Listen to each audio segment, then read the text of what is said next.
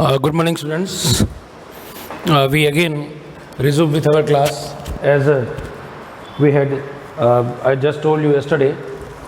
हम नोटिस पढ़ रहे थे और नोटिस में हमने कल स्टार्टिंग लाइंस कर ली थी, है ना। स्टार्टिंग लाइंस में अगर आपको याद हो, ऑल द स्टूडेंट्स या जो भी ऑर्गेनाइजेशन में आपको नोटिस लिखना है, उसके लिए आपको वहाँ उस ऑर्गेनाइजेशन में काम करने वालों का नाम लिखना है। सपोज़ ये नोटिस स्कूल ने टीचर्स के लिए निकाला है, तो ये लिखा जाता है all the teachers are inform. ठीक है, स्टूडेंट्स के लिए निकाला है तो all the students are inform. किसी फैक्ट्री में हो तो जैसे all the workers are inform. ठीक है, इस तरीके से हमको, वैसे बेसिकली कल भी बताया था मैंने आपको, 12th क्लास में आपके स्कूल संबंधी आएगा तो आपको स्टूडेंट्स का ही लिखना है। तो पहली लाइन आपकी हो जाती है all the students are inform that के बाद में फिर मैंने बताया था आपको एक फंक्शन का नाम लिखना है, जो भी कार्यक्रम होने वाला है या जो भी आयोजित होने वाला है। जैसे ब्लड डोनेशन कैंप बताया था, अब blood donation camp is going to be. ये इज़ गोइंग टू बी जो है, ये एक परफेक्ट जो फ्यूचर में होने वाली कोई घटना होती है जो बिल्कुल डेफिनेट होती है, उसके लिए यूज़ होता है इज़ गोइंग टू। ये भविष्य काल दिखाता है, it shows future tense. So is going to be, ये पैसिव वॉइस है ना, इसलिए ऑर्गेनाइज, सेलिब्रेटेड या हेल्ड। फिर उसके बाद में ऑन डेट या तारीख लिखनी है, and in our school premises, या आपका स्कूल कैंपस लिख दो, इन अवर स्कूल लिख दो, इन अवर असेंबली हॉल लिख दो, स्कूल ग्राउंड लिख दो, जहाँ जिस स्थल पे आयोजित होने वाला है वो लिखना है। तो यहाँ तक हमने जो कहा था ये स्टार्टिंग लाइन्स है। अब आ रही है फॉलोइंग लाइन्स। देखिए, सूचना जब भी आती है, अगर ऐसा कोई कार्यक्रम है जैसे स्वतंत्रता दिवस, इंडिपेंडेंस डे फंक्शन, या गणतंत्र दिवस कार्यक्रम, रिपब्लिक डे फंक्शन, तो उसको तो सभी बच्चों को अनिवार्य होता है अटेंड करना। तो उस नोटिस में आगे कुछ नहीं लिखा जाएगा, ज़्यादा ये लिखा जाएगा all the students must, must यानी अनिवार्य का भाव, compulsion, must attend the function, ये हो जाएगा। फिर सबको ड्रेस में आना है, ऑल द स्टूडेंट्स मस्ट या come in proper uniform, complete uniform, इस तरीके से। इसके अलावा जो चीज़ें होती है उसमें फॉलोइंग लाइन्स का क्या उपयोगिता है वो मैं आपको अभी इसमें लिखाता हूँ। अब आपके फॉलोइंग लाइन्स का मतलब ये नहीं कि आपको उसको पैराग्राफ करना है, आपको उसी के आगे कंटिन्यू करना है। अभी हम लिख रहे हैं, समझ रहे हैं, इस वजह से मैं इस तरह से लिख रहा हूँ। अब आपको लिखना है इंटरेस्टेड। देखिए, नोटिस जब भी कार्यक्रम का आएगा तो उसमें जिसको इंटरेस्ट हो वही भाग लेगा। सो इंटरेस्टेड स्टूडेंट्स, बच्चे ही भाग लेंगे, इंटरेस्टेड स्टूडेंट्स। फिर आगे आ जाता है may give their names to the undersigned. अभी समझाता हूं मैं आपको।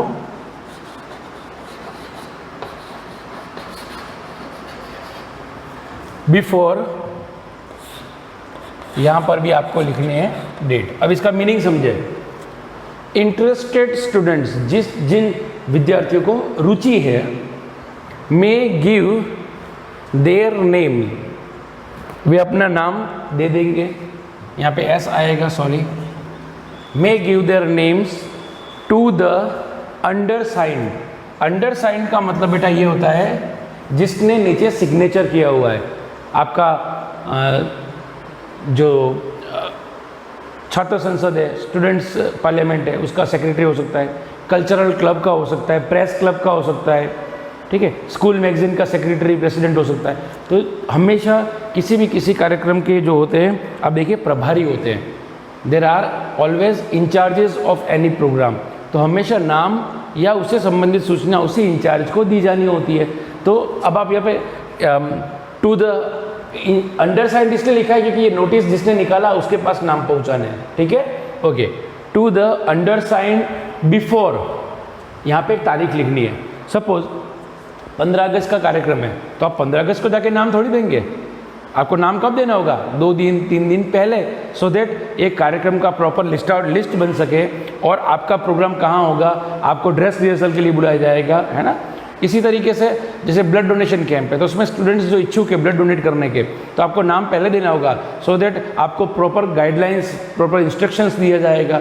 स्कूल में सपोज मेडिटेशन क्लास है या योगा क्लासेस है तो आपको पहले बताया जाएगा, तो फॉर दैट इंस्ट्रक्शंस आपको एक अलग से निर्देश देने के लिए एक तारीख आपको देनी पड़ेगी, उसके पहले आपको नाम देना पड़ेगा। Is it okay? अब आपको समझ में आ गया? मैं वापस इसको एक बार चला रहा हूँ। Interested students may give their names to the undersigned. Undersigned कौन है? जिसने नीचे साइन किया, जिसने नोटिस जारी किया है। मैं यहाँ लिख दूँ आपके लिए, यहाँ पे जिसने नोटिस जारी किया है। और सपोज आप वहां पे जाके ये भूल गए अंडरसाइंड, तो आप उसकी जगह एक दूसरा वर्ड भी यूज कर सकते हैं, and that word is incharge. Okay, देखिए कंपोजिशन की सबसे अच्छी बात यह है कि आपको कंपोज करना है, you don't have to follow any track, किसी ट्रैक को फॉलो नहीं करना, आप अपनी मन मर्जी से कुछ भी लिख सकते हो। तो ठीक है, अब यहाँ पे आपको लगा क्लास मॉनिटर को भी लिख सकते हो तो कोई आपको रॉन्ग नहीं करेगा। टू द इंचार्ज या अंडरसाइंड या class monitors what ever before, अब यहाँ पे आपको एक डेट लिखनी है। Is that okay? तो ये जो था हमारा एक फॉलोअप था, ये फॉलोइंग लाइंस में ये बहुत ज़रूरी हो जाएगा। अब इसमें हम आगे थोड़ा सा और चीज़ देखते हैं। अब जो आपको दिखना है ये देखिए, ये कुछ एडिशनल लाइंस है। All are requested to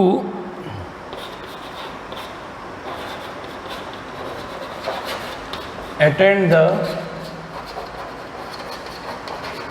function. बहुत सिंपल सा मीनिंग है इसका, समझ पा रहे हो?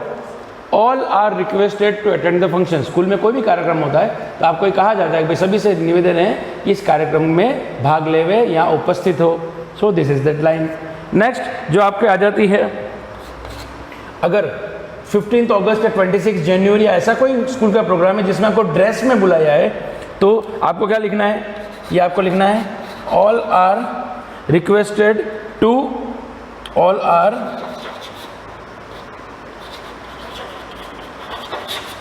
requested to come in proper uniform। ठीक है, अब मैं हट जाऊंगा अभी। All are requested to come in proper uniform and on time. समय पे आना बहुत ज़रूरी है। एक बार मैं आपके सामने से फ्रेम से हट जाता हूँ, आप देख पाएंगे। फिर मैं वापस एक बार सारी चीज़ें बोल रहा हूँ। तो वापस देखिए सेकंड लाइन से, जो all are requested to attend the function, सभी से निवेदन है कि वे कार्यक्रम में भाग लें। देन उसके बाद एक लाइन और आ रही है, all are requested to come in proper uniform and on time. सभी से निवेदन है या सभी से अनुरोध है कि वे प्रॉपर यूनिफॉर्म में, सही गणवेश में। देखिए जो हमारे नेशनल फेस्टिवल्स है 15 अगस्त और 26 जनवरी, उस दिन आपको प्रॉपर ड्रेस में आना ही होता है। So all are requested to come in proper uniform and, एक तो आपको यूनिफॉर्म में आना है और दूसरा क्या कहा जाएगा आपको? एंड ऑन टाइम, आपको समय पर आना है। तो इस तरीके से ये जो मेजर लाइंस है, पहले हमने स्टार्टिंग लाइंस देखी और उसके बाद में ये फॉलोइंग लाइंस देखी। अब नेक्स्ट क्लास में मैं आपको इनसे एक नोटिस बना के बताऊंगा या बनाना सिखा दूंगा, और आपको ये भी बताऊंगा कि ये नोटिस कहाँ कहाँ काम आएगा। ठीक है, तब तक इसको आप जो मैंने बोर्ड पे लिखा है आप लिख लीजिए प्रॉपरली। ठीक है, till then good bye.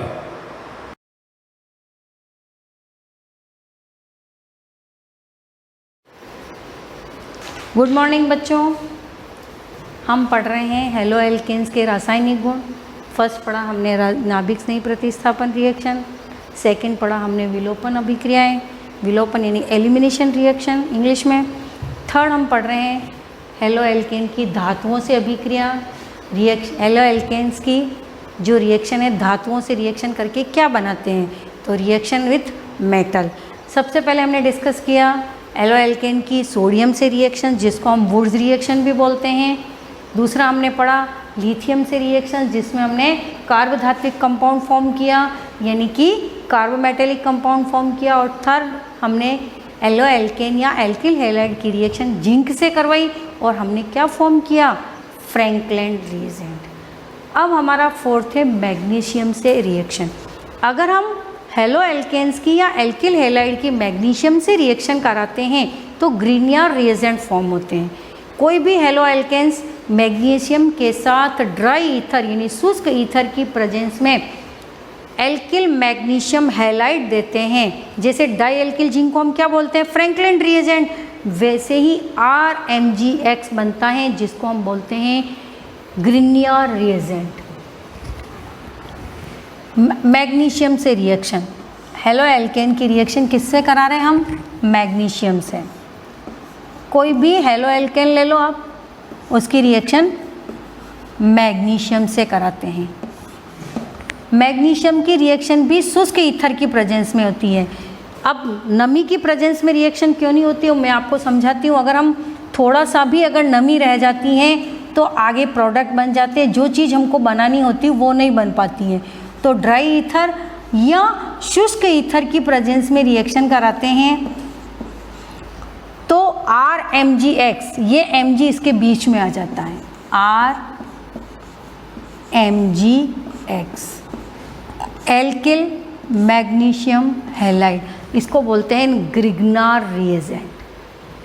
R की जगह अगर मैंने ले लिया CH3 और X की जगह ले लिया Cl, R की जगह ले लिया मैंने C2H5, X की जगह ले लिया Br, reaction with magnesium, magnesium से रिएक्शन कराई हमने ड्राई ईथर की प्रेजेंस में।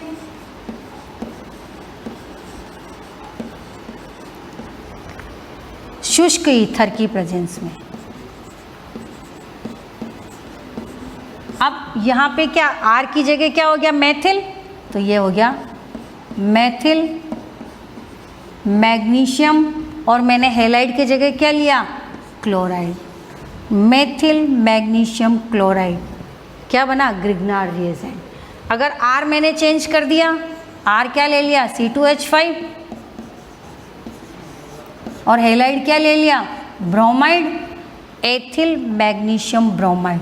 तो कोई भी एल्किल मैग्नीशियम हैलाइड क्या कहलाता है, ग्रिग्नार रिएजेंट।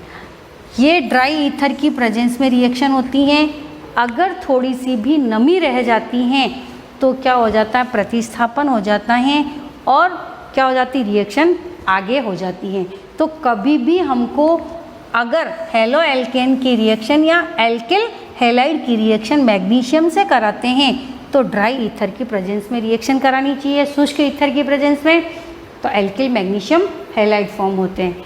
तो ये कंप्लीट द रिएक्शन में आती हैं। कोई भी RX दे रखा और Mg दे रखा है तो आपको क्या करना है, Mg को RX के बीच में लाना है, यानी RMgX बनाना है। ये है ग्रिग्नार रिएजेंट।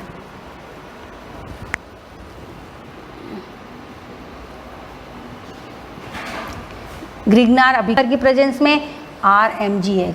अगर हमने RCH3I लिया तो क्या बन गया, CH3MgI। अब है लेड सोडियम मिश्र धातु के साथ अभिक्रिया।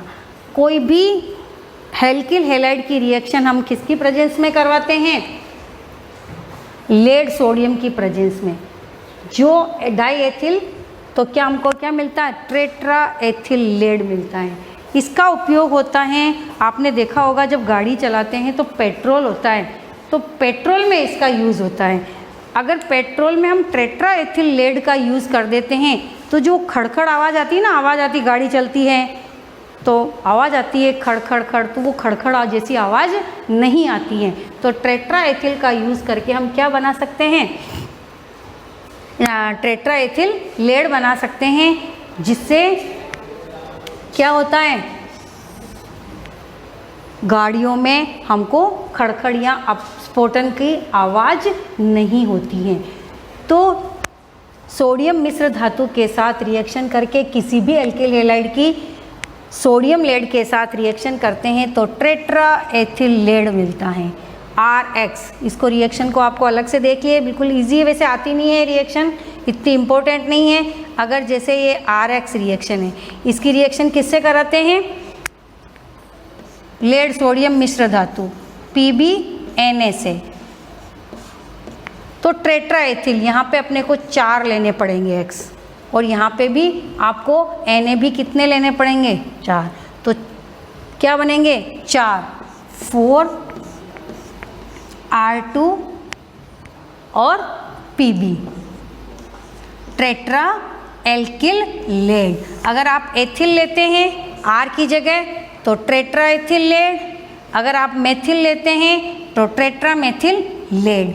लेकिन टेट्रा एथिल अगर हम एथिल लेते हैं, जैसे मैंने यहाँ पे C2H5Cl लिया और C2H5 यहाँ पे दिख नहीं रहा है, C2H5 लिया मैंने, तो C2H5 लेते हैं। अगर हेलाइड्स लेते हैं, ये अलग से समझा देती हूँ। अगर अपन ने एथिल लिया, ब्रोमाइड, एथिल क्लोराइड, आप कुछ भी यूज़ कर सकते हैं, तो आपको 4 लेने पड़ेंगे। 4 PbNa की प्रेजेंस में रिएक्शन होगी और क्या बनेंगे?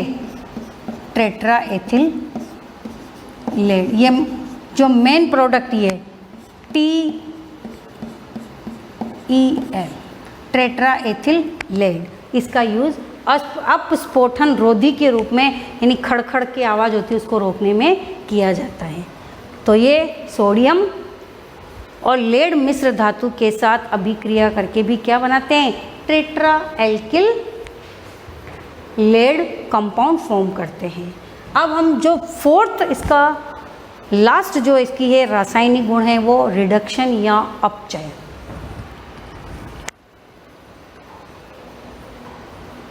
अपचयन, कोई भी एल्किल हैलाइड का अपचयन, अपचायक कुछ भी ले सकते हैं बेटा। अपचयन जब भी होता है हाइड्रोजन की प्रेजेंस में होता है, ठीक है ना। हाइड्रोजन का जुड़ना अपचयन और ऑक्सीजन का जुड़ना क्या होता है? ऑक्सीकरण। ये आपने छोटी क्लासेस में आपने क्या है पढ़ रखा है। अगर किसी भी एल्किल हैलाइड की रिएक्शन हम zinc HCl, sodium ethanol, lithium aluminium hydride, लाल फॉस्फोरस और HI किसी की भी प्रेजेंस में कराते हैं तो हमें क्या मिलता है? एल्केन मिलती है, यानी H जुड़ता है। ये देखिए RX, अगर इसकी रिएक्शन हम किससे कराते हैं? 2H। अब अपचायक कुछ भी ले सकते हैं अपन, लिथियम एल्यूमिनियम हाइड्राइड भी ले सकते हैं, सोडियम प्लस एथेनॉल भी ले सकते हैं, रेड फॉस्फोरस प्लस HI भी ले सकते हैं, जिंक और HCl भी ले सकते हैं, कुछ भी जिंक और HCl, यानी इनमें से कोई भी एक पेयर हम एक रिड्यूसिंग एजेंट की तरह उसको यूज़ कर सकते हैं। 2H की प्रेजेंस में रिएक्शन होगी, एक X क्या होगा? निकलेगा और उसकी जगह क्या आ जाएगा? H, यानी क्या बन जाएगा? RH, एल्केन बनती है। और क्या बनता है? जो आप हैलाइड लेते हो उसका हेलोजन अम्ल फॉर्म होता है। अगर मुझे एथेन बनानी है तो मुझे यहाँ पे क्या लेना पड़ेगा? C2H5Br, Cl कुछ भी लेना पड़ेगा और यह क्या बन जाएगा? अब इसमें से आप कोई भी एक ही रिड्यूसिंग एजेंट यूज़ करना है, सारे नहीं लिखने हैं। भले लिथियम एल्यूमिनियम हाइड्राइड की प्रेजेंस में रिएक्शन कराओ, भले जिंक HCl की प्रेजेंस में, भले सोडियम एथेनॉल की प्रेजेंस में, भले रेड फॉस्फोरस की प्रेजेंस में, क्या बनेगा? C2H6 प्लस HBr, यानी कि जो R लोगे उतने ही कार्बन की हमको क्या मिलेगी? एल्केन। तो हेलो एल्केन्स किसी भी रिड्यूसिंग एजेंट की प्रेजेंस में क्या देते हैं? उतने ही कार्बन की, जितने कार्बन का हेलो एल्केन या एल्किल हैलाइड हैं उतने ही कार्बन की हमको क्या मिलती हैं? एल्केन मिलती है। 2 कार्बन का लिया तो 2 कार्बन की एल्केन। अगर हमको मेथेन बनानी है, इससे हम मेथेन भी फॉर्म कर सकते हैं, आयोडाइड भी ले लो, कुछ भी ले सकते हैं आप, तो इससे मेथेन भी फॉर्म हो सकती है। बाकी किसी से मेथेन फॉर्म नहीं होती है, वुड्स में भी हाइयर बनती हैं। तो मेथेन, इस रिएक्शन से हम मेथेन को क्या कर सकते हैं? फॉर्म कर सकते हैं। तो किसी भी एल्किल हैलाइड की रिएक्शन रिड्यूसिंग एजेंट की प्रेजेंस में कराने पर उतने ही कार्बन की हमको क्या मिलती हैं, एल्केन मिलती हैं। इसको हम रिडक्शन रिएक्शन कहते हैं। ये आपके जितनी भी हमने पढ़ी हैं केमिकल प्रॉपर्टीज़ हैं, रासायनिक गुण हैं, नाभिक स्नेही प्रतिस्थापन अभिक्रियाएं, विलोपन अभिक्रियाएं, धातुओं से अभिक्रियाएं, लास्ट था जो टॉपिक वो आपके अपचयन। अब हम पढ़ेंगे, ये थे मोनो हेलो एल्केन। अभी तक हमने हेलो एल्केन में भी केवल मोनो पढ़े हैं। अब हम करेंगे discuss di halo alkanes. Di halo alkanes मतलब पहले तो एल्केन में से एक H रिप्लेस हुआ और उसकी जगह क्या आया, एक हेलोजन। अब एल्केन में से 2H रिप्लेस होकर उनकी जगह क्या आ जाते हैं, 2 हेलोजन। ये देखिए, ये 3 टाइप्स के होते हैं di halogen derivative. Di halogen जो डेरिवेटिव्स हैं ये 3 तरह के होते हैं।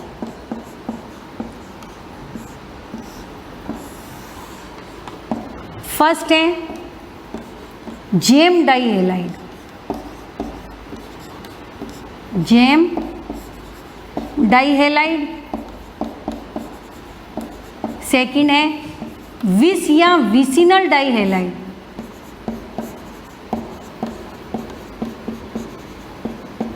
Third alpha omega di halide. English में भी इनको यही बोलते हैं, जेम, विस और अल्फा ओमेगा। हिंदी में वैसे ही इंग्लिश में इनको बोलते हैं।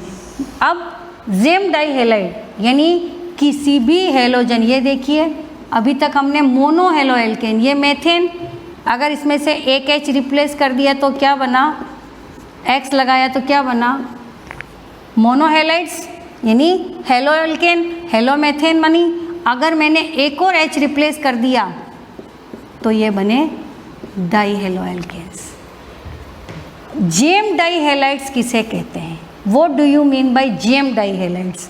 जेम डाई हेलाइड्स में जो दोनों हेलोजन होते हैं वो एक ही कार्बन पर जुड़े होते हैं। ये देखिए फॉर एग्जाम्पल ये हैं 2 कार्बन, अगर दोनों ही हेलोजन एक ही कार्बन पे जुड़े हैं, यहाँ पे हाइड्रोजन है, ये मैंने एथेन लिया, ये H, तो एक ही कार्बन पर अगर दोनों हेलोजन जुड़े हैं तो उन्हें हम क्या कहते हैं, जेम डाई हेलाइड। एक कार्बन पर अगर दोनों सेम ग्रुप जुड़े होते हैं तो इडीन शब्द का यूज़ भी करते हैं, तो इसको बोलते हैं जेम।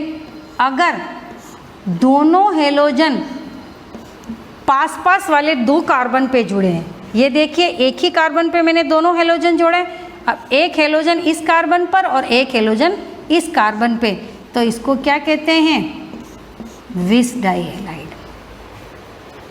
सेम पे जुड़े, जेम, पास पास पे जुड़े, पास पास में कुछ भी हो सकते हैं, ये देखिए जैसे यूनी के 2 ही कार्बन पे, इन दोनों पे भी जुड़ सकते हैं सेम पे हेलोजन, इन दोनों पे भी जुड़ सकते हैं और इन दोनों पे, यानी 2 निकटवर्ती पास पास वाले अगर कार्बन पर हेलोजन जुड़े हैं तो उनको क्या बोलते हैं, विस डाई हेलाइड। अगर कोई पूरी चेन है यानी 3 कार्बन है या 4 कार्बन का कोई कंपाउंड है, अगर एक हेलोजन सीरीज स्टार्ट होती है, जहाँ से श्रृंखला स्टार्ट होती है उस पर जुड़ा हुआ है और एक सीरीज ख़त्म होती है 3 कार्बन की, तो क्या होगा, तीसरे पे, तो एक सीरीज़ के फर्स्ट में और एक सीरीज़ के लास्ट वाले कार्बन पे जुड़ा है, तो उन डाई हेलाइड्स को क्या बोलते हैं, अल्फा ओमेगा डाई हेलाइड्स। अगर इसकी जगह ये 4 कार्बन का हो तो एक फर्स्ट कार्बन पे हेलाइड जुड़ा होगा और एक 4th कार्बन पे। तो अगर किसी भी सीरीज़ में हेलोजन फर्स्ट कार्बन और सीरीज़ के लास्ट कार्बन पे जुड़े हैं तो उनको हम बोलते हैं अल्फा ओमेगा डाई हेलाइड्स। एक ही पास पास वाले कार्बन पे जुड़े हैं किसी भी सीरीज़ में तो उनको बोलते हैं विस या विसिनल डाई हेलाइड्स। फिर हैं एक ही कार्बन पर अगर दोनों हेलोजन जुड़े हैं तो उनको क्या बोलते हैं, डाई हेलोजन डेरिवेटिव्स। तो डाई हेलोजन डेरिवेटिव्स किसे कहते हैं, अगर किसी एल्केन में 2H रिप्लेस होकर उनकी जगह 2 हेलोजन एटम आ जाते हैं तो उनको क्या बोलते हैं, डाई हैलोजन व्युत्पन्न बोलते हैं और ये 3 तरह के होते हैं। अब हम नेक्स्ट लेक्चर में डिस्कस करेंगे हम इनको कैसे बना सकते हैं, हम डाई हैलोजन डेरिवेटिव्स को कैसे फॉर्म करेंगे। थैंक यू बच्चों।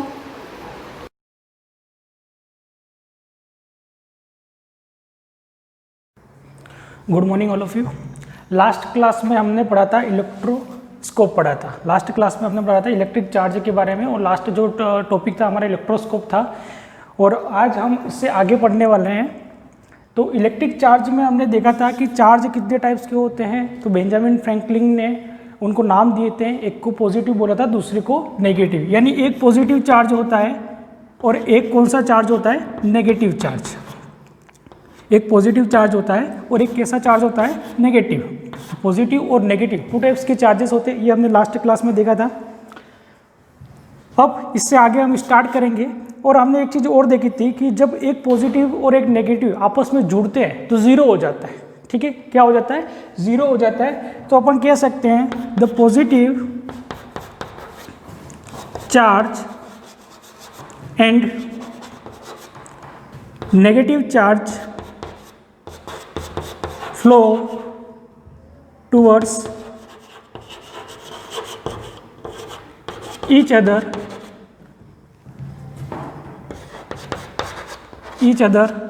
and then become zero।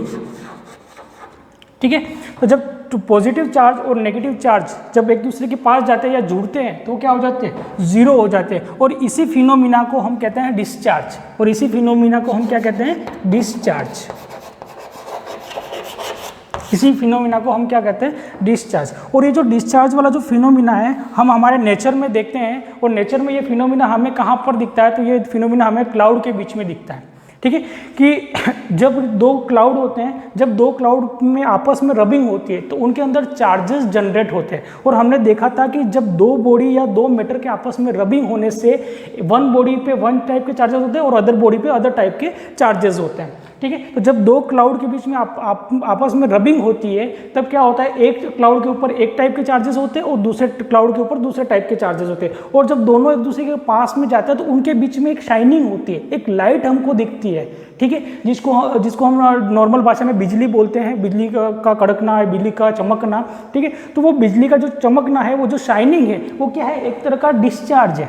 जब पॉजिटिव और नेगेटिव क्या होते हैं, कंबाइन होते हैं तो उनके बीच में क्या होता है, एक स्पार्क जनरेट होता है, एक स्पार्क जनरेट होता है जिसको हम कहते हैं इलेक्ट्रिकली डिस्चार्ज हुआ, जिसको हम क्या कहते हैं, इलेक्ट्रिकली डिस्चार्ज बोलते हैं। तो क्लाउड के अंदर जो इलेक्ट्रिकली डिस्चार्ज होता है उसको हम बोलते हैं एटमॉस्फेरिक इलेक्ट्रिसिटी बोलते हैं, उसको हम क्या बोलते हैं, एटमॉस्फेरिक इलेक्ट्रिसिटी बोलते हैं। तो ये जो डिस्चार्जिंग का जो प्रोसेस है ये क्लाउड के अंदर हमने देखा।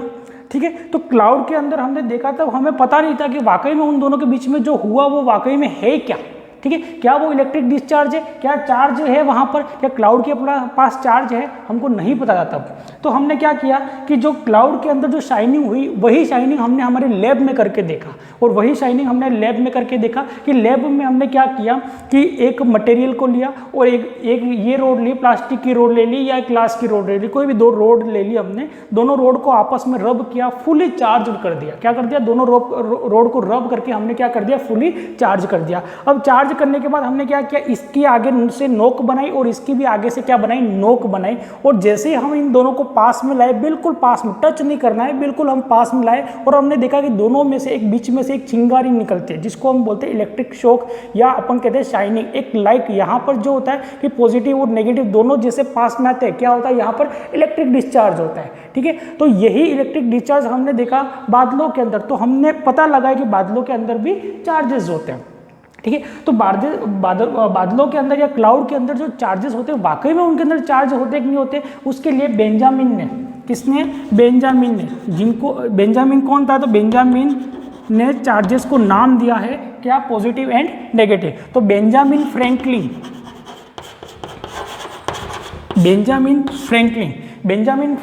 ने क्या किया, काइट्स एंड क्लाउड एक्सपेरिमेंट किया, काइट्स एंड क्लाउड एक्सपेरिमेंट। ठीक है। तो बेंजामिन फ्रैंकलिन ने काइट्स एंड क्लाउड एक्सपेरिमेंट किया, और काइट्स एंड क्लाउड एक्सपेरिमेंट में उन्होंने क्या किया कि एक पतंग को उड़ाया, और पतंग को बादलों के बीच में, जैसे क्योंकि बादल काफ़ी नीचे होते हैं, तो पतंग जैसे उड़ के बादलों के बीच में गई, ठीक है। तो उनको किसी भी तरह का इलेक्ट्रिक शॉक नहीं लगा, तो उन्होंने सोचा कि बादलों के अंदर चार्ज नहीं होते होंगे। फिर उन्होंने सोचा कि बादल पतंग, ये जैसे ये काइट है, जैसे कि एक तरह की पतंग है, ये पतंग, और जहाँ पर बेंजामिन फ्रैंकलिन ने पकड़ रखा था, ये क्या थी, बीच में रस्सी थी, और रस्सी क्या होती है, एक तरह की इंसुलेटर होती है, चार्जेस के फ्लो को अलाउ नहीं करती। तो उन्होंने क्या किया, काइट के ऊपर एक मेटल की प्लेट लगा दी, हल्की सी, यानी पतली मेटल की रोड लगा दी या वायर लगा दिया मेटल का, ठीक है। और ये जो धागा है, इस धागे को क्या कर दिया उन्होंने, गीला कर दिया। जैसे ही धागा गीला होता है, अपन जानते हैं कि करंट लगता है, कि अगर गीले धागे को अगर हम प्लग में डाल देंगे और उसी धागे को हम पकड़ लेंगे तो क्या होगा कि शॉक लगेगा, इलेक्ट्रिक शॉक लगेगा, हमें झटका लगेगा। तो क्या किया कि जैसे ही ये जो काइट है, यानी ये जो पतंग है, बादलों के अंदर गई, बादलों के अंदर जो चार्जेस थे वो मेटल के थ्रू कहाँ पर आ गए, ये रस्सी के अंदर आ गए या धागे के अंदर आ गए, और धागे के थ्रू कहाँ पर चले गए, बेंजामिन फ्रैंकलिन के हाथ में, और उनको अचानक एक झटका लगा, उनको अचानक एक शॉक लगा, इलेक्ट्रिक झटका लगा, जिसको अपन क्या बोलते हैं, जिससे हमको पता चला कि वाकई में बादलों के अंदर क्या होते हैं, इलेक्ट्रिक चार्ज होते हैं। और जब दो बादलों के बीच में जो शाइनिंग होती है वो क्या है, एक तरह का इलेक्ट्रिक डिस्चार्ज है। क्या है, एक तरह का इलेक्ट्रिक डिस्चार्ज है। तो ये सारी चीज़ें हमें किसने बताई, बेंजामिन फ्रैंकलिन ने। तो हमने अभी तक जो पढ़ा उसमें क्या पढ़ा है कि चार्जेस के बारे में पढ़ा कि चार्जेस क्या है। तो चार्जेस एक मैटर की प्रॉपर्टी है, हमेशा मैटर के ऊपर ही रहते हैं चार्जेस। चार्जेस को हम कभी भी सेपरेट नहीं कर सकते कि जैसे इस बॉडी के अंदर चार्ज है तो मैंने इस चार्ज को निकाल के बाहर रख दिया या टेबल पर रख दिया, तो चार्जेस को हम सेपरेट नहीं कर सकते, ठीक है। तो आगे इसके बारे में हम और डिटेल से पढ़ेंगे कि जैसे कि ये बॉडी है, ये बॉडी वाकई में चार्ज कैसे होती है, इसके अंदर ऐसा, अभी तो ये डिस्चार्ज बॉडी है और अपन उसको रब करते हैं, ये बॉडी क्या हो जाती है, चार्ज हो जाती है। तो ऐसा इसके अंदर क्या हुआ जिसके कारण ये बॉडी चार्ज हुई, क्या इसके अंदर चार्ज चुप के बैठे थे जो रब करने से बाहर आ गए, ठीक है। ये सारी चीज़ें हम आगे अभी क्लास में अभी देखने वाले हैं, ठीक है। तो क्या होता है कि जब दो charge, the positive and negative charge flow towards each other and then become zero, this phenomena is known as electric discharge. This phenomena is known as electric discharge. अब आगे का जो टॉपिक है अपना, वो टॉपिक है इलेक्ट्रॉन थ्योरी। आगे का जो टॉपिक है वो क्या है, इलेक्ट्रॉन थ्योरी। और इलेक्ट्रॉन थ्योरी के माध्यम से हम समझेंगे कि वाकई में जब दो बॉडी को आपस में रब करते हैं तो उनके अंदर चार्जेस जनरेट कैसे होते हैं, कैसे एक बॉडी पे वन टाइप के और दूसरी बॉडी पे अदर टाइप के चार्जेस आते हैं, ठीक है। तो सबसे पहले अपन पढ़ते हैं, तो एक थ्योरी है इलेक्ट्रॉन थ्योरी,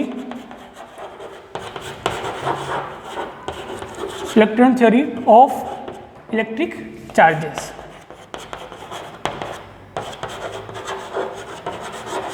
ठीक है, तो electron theory of electric charges क्या है। तो हम जानते हैं कि एटम के बारे में आप सब जानते होंगे, ये एक एटम है, और एटम के बारे में हम जानते हैं कि बीच में क्या होता है, न्यूक्लियस होता है, और न्यूक्लियस क्या होता है, पॉजिटिवली चार्ज होता है। न्यूक्लियस क्या होता है, पॉजिटिवली चार्ज होता है, क्योंकि न्यूक्लियस जो बना होता है वो किससे बना होता है, प्रोटॉन प्लस न्यूट्रॉन से बना होता है। न्यूट्रॉन जो होते हैं वो क्या होते हैं, न्यूट्रल होते हैं, उनके पास किसी भी तरह का चार्ज नहीं होता, ठीक है। न्यूट्रल एक तरह का जीरो मान लो न्यूट्रॉन्स को, ठीक है। प्रोटॉन के पास क्या होते हैं, पॉजिटिव चार्जेस होते हैं, इसलिए अपन कहते हैं कि जो न्यूक्लियस होता है वो कैसा होता है, पॉजिटिवली चार्ज होता है। दूसरा, एटम के अंदर, ये क्या है, पूरा एटम है, एटम के अंदर क्या होते हैं, इलेक्ट्रॉन होते हैं, ठीक है। और इलेक्ट्रॉन क्या होते हैं, ऑर्बिट में होते हैं, कि ये एक ऑर्बिट है, इस ऑर्बिट में कुछ इलेक्ट्रॉन्स है, ठीक है। ये एक ऑर्बिट है, इस ऑर्बिट में कुछ इलेक्ट्रॉन्स है, ठीक है। एक ये ऑर्बिट होगी, इस ऑर्बिट के अंदर कुछ इलेक्ट्रॉन्स है। तो इलेक्ट्रॉन क्या होते हैं, न्यूक्लियस के चारों ओर चक्कर लगाते हैं, अपनी ऑर्बिट में चक्कर लगाते हैं। और अपन जानते हैं कि अगर ये कोई एक इलेक्ट्रॉन है, ये कोई इलेक्ट्रॉन है, तो ये इसी ऑर्बिट में चक्कर लगाएगा, इसी ऑर्बिट में मोशन करेगा, ये अपनी ऑर्बिट को छोड़ के बाहर नहीं जाएगा। क्यों नहीं जाएगा, क्योंकि यहाँ से सेंटर से एक फोर्स लग रहा है, और वो जो फोर्स है वो कौन लगा रहा है, न्यूक्लियस लगा रहा है। वो फोर्स कौन लगा रहा है, न्यूक्लियस लगा रहा है। और न्यूक्लियस कौन सा फोर्स लगा रहा है, तो अभी हमने पढ़ा है कि कोई मैटर जो चार्ज होता है, अगर पॉजिटिव चार्ज पार्टिकल है और नेगेटिव चार्ज पार्टिकल है, तो इन दोनों के बीच में कौन सा फोर्स होता है, तो फोर्स ऑफ अट्रैक्शन होता है, क्योंकि दोनों अनलाइक चार्ज है। तो लाइक चार्ज, जो अनलाइक चार्ज होते हैं वो एक दूसरे को क्या करते हैं, अट्रैक्ट करते हैं। वो एक दूसरे को क्या करते हैं, अट्रैक्ट करते हैं। और जो लाइक चार्जेस होते हैं, जैसे ये प्लस है और ये भी प्लस है, ये जो लाइक चार्ज है वो एक दूसरे को क्या करेंगे, रिपल करेंगे। ठीक है, तो इन दोनों के बीच में जो फोर्स है वो कौन सा फोर्स है, रिपल्शन का फोर्स है। और इन दोनों के बीच में जो फोर्स है वो कौन सा फोर्स है, अट्रैक्शन का फोर्स है। ठीक है, तो अपन जानते हैं कि इलेक्ट्रॉन के ऊपर जो चार्ज होता है वो कैसा होता है, नेगेटिव चार्ज होता है। इलेक्ट्रॉन के ऊपर जो चार्ज होता है वो नेगेटिवली चार्ज पार्टिकल है, इलेक्ट्रॉन एक तरह का। और जो न्यूक्लियस है वो पॉजिटिवली चार्ज पार्टिकल है। तो इलेक्ट्रॉन और न्यूक्लियस, इन दोनों के बीच में जो चार्ज हो, इन दोनों के बीच में जो फोर्स होगा वो फोर्स कौन सा होगा, अट्रैक्शन का फोर्स होगा या रिपल्शन का फोर्स होगा। तो इन दोनों के बीच में जो फोर्स होगा वो फोर्स ऑफ क्या होगा, अट्रैक्शन। और फोर्स ऑफ अट्रैक्शन को अपन बोलते हैं electrostatic sling. Force of attraction को क्या बोलते हैं, force of attraction. Force of attraction को अपन क्या बोलते हैं,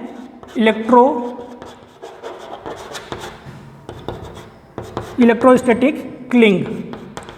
इलेक्ट्रोस्टैटिक क्लिंग। तो जैसे अपनी मैंने स्टार्टिंग में बताया था कि जो कपड़े अपनी बॉडी से या स्किन से चिपक जाते हैं उसी को भी क्या बोलते हैं, इलेक्ट्रोस्टैटिक क्लिंग बोलते हैं। जैसे ये चौक के पार्टिकल बोर्ड पे चिपक रहे हैं, इसको भी अपन क्या बोलते हैं, इलेक्ट्रोस्टैटिक क्लिंग। यानी इन दोनों के बीच में कौन सा फोर्स है, तो इलेक्ट्रोस्टैटिक क्लिंग। और इलेक्ट्रोस्टैटिक क्लिंग को ही अपन जो जनरल भाषा में यहाँ पर यूज करेंगे फोर्स ऑफ अट्रैक्शन। तो फोर्स ऑफ अट्रैक्शन को ही अपन क्या बोलते हैं, इलेक्ट्रोस्टैटिक क्लिंग। और ये अपने नेचर का वेरी कॉमन, यानी बहुत कॉमन फोर्स है। नेचर में हर जगह अपन को फोर्स ऑफ अट्रैक्शन इजीली मिल जाता है। ठीक है, तो अब न्यूक्लियस कैसा है, पॉजिटिव है, और इलेक्ट्रॉन कैसे है, नेगेटिव है। तो पॉजिटिव और नेगेटिव के बीच में जो फोर्स होता है वो कौन सा होता है, फोर्स ऑफ अट्रैक्शन होता है। तो फोर्स ऑफ अट्रैक्शन के कारण ये क्या होता है, इस ऑर्बिट को छोड़ के बाहर नहीं जाता, न इसके ऊपर जाता। अब अपन ये देखते हैं कि अगर ये पॉजिटिव चार्ज है और ये नेगेटिव चार्ज है, ये एक दूसरे को अट्रैक्ट कर रहे हैं, तो क्यों ना ये इलेक्ट्रॉन इधर चला जाता है, इस न्यूक्लियस के साथ मिल जाता है। पर क्या होता है कि न्यूक्लियस जो इसके ऊपर फोर्स लगा रहा है वो इस डायरेक्शन में लगा रहा है, अंदर की तरफ, टूवर्ड सेंटर की तरफ फोर्स लगा रहा है। और वो फोर्स कौन सा है,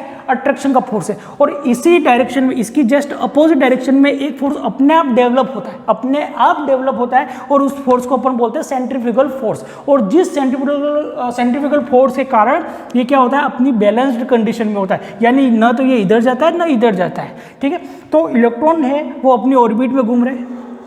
ठीक है, अब ये आउटर ऑर्बिट है, ये किसी इलेक्ट्रॉन की आउटर ऑर्बिट है। और आउटर ऑर्बिट में भी कुछ इलेक्ट्रॉन होते हैं। और अपन जानते हैं कि हर ऑर्बिट में नंबर ऑफ इलेक्ट्रॉन क्या होते हैं, फिक्स होते हैं। हर ऑर्बिट में नंबर ऑफ इलेक्ट्रॉन्स क्या होते हैं, फिक्स होते हैं। अगर ये इलेक्ट्रॉन है, अगर इस इलेक्ट्रॉन को बाहर से अगर मैंने एनर्जी दी, बाहर से मैंने क्या दी, एनर्जी दी, इस इलेक्ट्रॉन को अगर मैं बाहर से एनर्जी दूंगा और इसकी जो एनर्जी अभी इसके पास है, ठीक है, उस एनर्जी से उसकी एनर्जी इंक्रीज हो जाएगी। तो ये क्या करेगा, जैसे इसकी एनर्जी इंक्रीज होगी ये अपनी ऑर्बिट को छोड़ के दूसरी ऑर्बिट में जाएगा।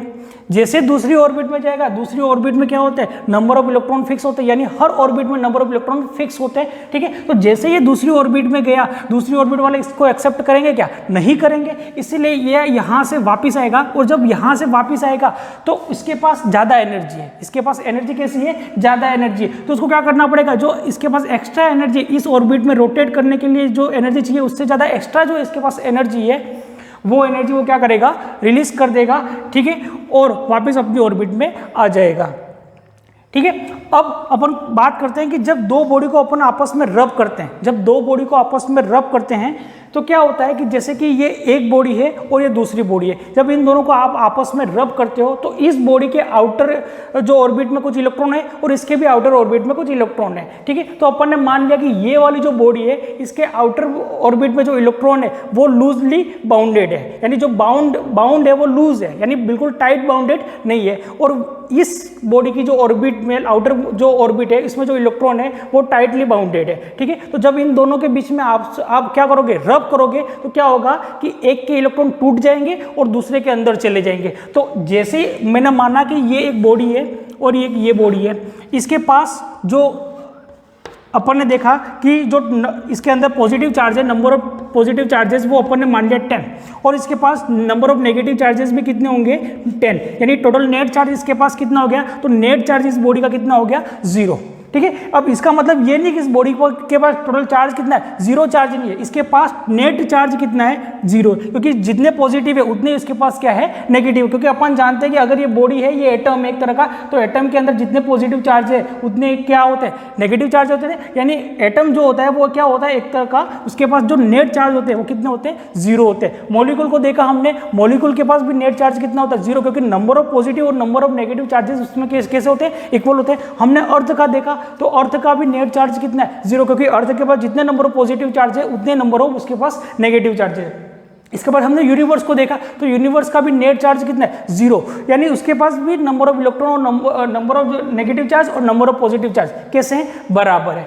तो जैसे ये एक बॉडी है जिसके पास पॉजिटिव 10 पॉजिटिव चार्ज है और 10 नेगेटिव चार्ज है, ठीक है, तो नेट चार्ज इसका क्या हो गया, तो इसका जो नेट चार्ज है वो हो गया जीरो, नेट चार्ज कितना है, जीरो। अब ये दूसरी बॉडी है, इसके पास भी +10 है और -10 है और नेट चार्ज इसका भी कितना है, जीरो, मान लिया अपन ने। जब इन दो बॉडी को आपस में आप रब करते हो, जब दो बॉडी को आपस में रब करते हो तो जो इनके आउटर ऑर्बिट में जो इलेक्ट्रॉन होते हैं वो एक दूसरे में, क्योंकि इलेक्ट्रॉन के पास नेगेटिव चार्ज होता है तो इसका ये इलेक्ट्रॉन और इसका ये इलेक्ट्रॉन, दोनों इलेक्ट्रॉन एक दूसरे को क्या करेंगे, रिपल करेंगे। पर इलेक्ट्रॉन के बीच में क्या होता है, डिस्टेंस होता है, बीच में क्या होता है, गैप होता है। तो ये क्या करेंगे, इलेक्ट्रॉन, दो बॉडी के इलेक्ट्रॉन आपस में ऐसे फंस जाते हैं और जिसके भी इलेक्ट्रॉन लूजली बाउंडेड होके आउटर ऑर्बिट में, वो इलेक्ट्रॉन टूट जाएंगे। और जैसे ही एक बॉडी का, अपन ने मान लिया कि इस बॉडी का इलेक्ट्रॉन टूटा, इस बॉडी का इलेक्ट्रॉन टूटा और वो इलेक्ट्रॉन कहाँ पर जाएगा, तो वो इलेक्ट्रॉन इस बॉडी के अंदर चला गया, यानी इसके अंदर एक इलेक्ट्रॉन बढ़ गया और इसके अंदर एक इलेक्ट्रॉन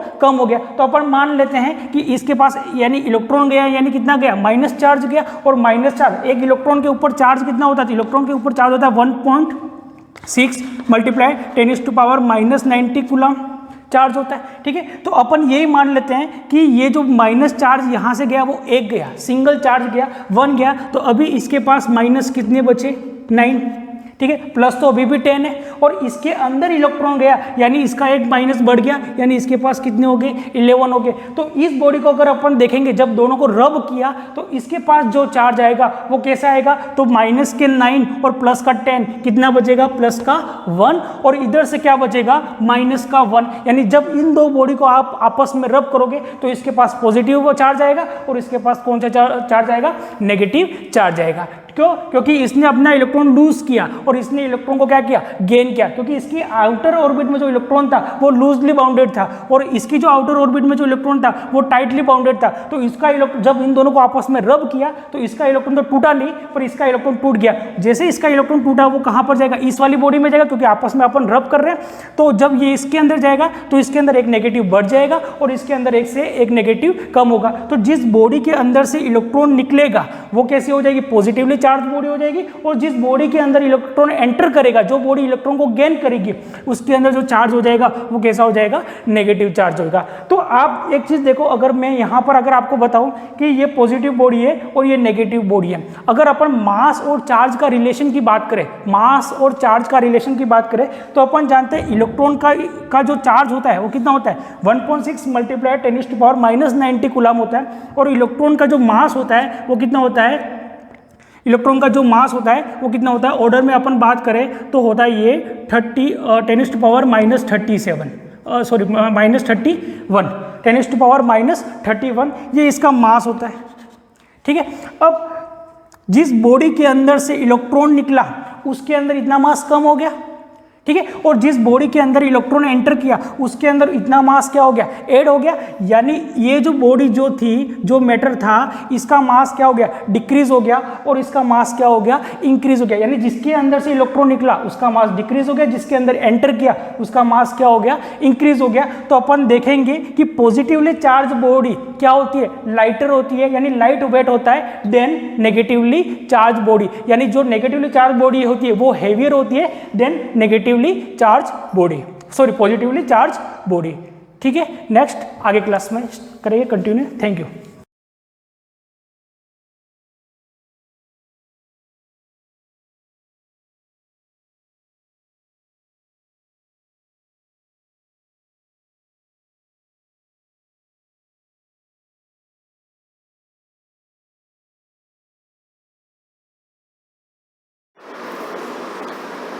गुड मॉर्निंग एवरीवन, सभी को सुप्रभात। प्रीवियस क्लास या लास्ट क्लास में हमारा जो टॉपिक चल रहा था छोटी आंत, वो लगभग आज फिनिश हो जाएगा। उस छोटी आंत के बारे में जब हम पढ़ रहे थे तो उस छोटी आंत के अंतर्गत अपन ने अलग अलग जो पार्ट्स थे, अलग अलग जो डिवीज़न था, उस डिवीज़न के बारे में पढ़ लिया था। छोटी आंत के अंदर क्या क्या वर्कआउट होता है, क्या फंक्शन है उसके, इनके बारे में पढ़ लिया था। तो अब इसके अंदर कुछ अपनी ग्रंथियाँ और कुछ गर्तिकाएँ, है ना। जैसे मैंने पिछली बार नाम लिखा था, एक तो लीबर कोहन की गर्तिका और एक ब्रूनर ग्रंथियाँ, ब्रूनर ग्लैंड्स, जो आपकी कहाँ पाई जाती है, सब म्यूकोसा या अधः श्लेष्मिका के अंदर जो पाई जाती थी, उसके बारे में आपने को थ्योरेटिकल मैटर आज थोड़ा सा लिखना है। तो छोटी आंत की कुछ ग्रंथियाँ हैं, उनके बारे में अपन लिख देते हैं। छोटी आंत के बारे में ना, इसके अंदर स्त्रवण के आधार पे जो सिक्रेशन होता है, उस सिक्रेशन के आधार पे क्या क्या चीज़ें होती हैं। एक तो लीबर कोहन की गर्तिकाएँ, पिछली क्लास में अपन लिखा था लीबर कोहन की गर्तिकाएँ, और दूसरा क्या पढ़ा था, ब्रूनर ग्रंथियाँ। इन दोनों के बारे में थोड़ा थोड़ा अपन वर्णन लिखेंगे कि कैसे होती है, और इन दोनों के द्वारा जो आंतरिक रस का निर्माण होता है ना, इंटेस्टाइनल जूस जो बनते हैं, है ना। आंतरिक रस मतलब इंटेस्टाइनल जूसेस जो बनते हैं ब्रूनर ग्रंथियों से, एक तो ये कहाँ होती है,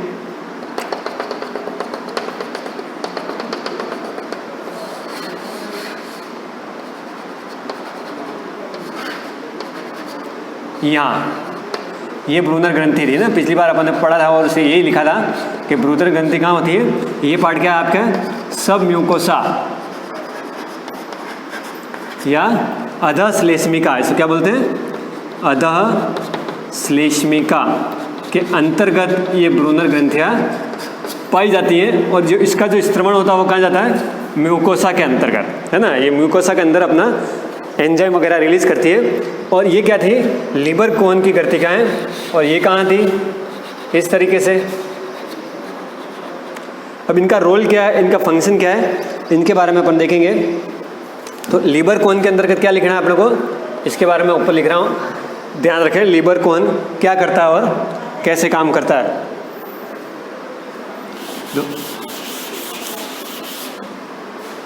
लीबर कोहन के बारे में पहली लाइन क्या लिखनी है, यह छोटी आंत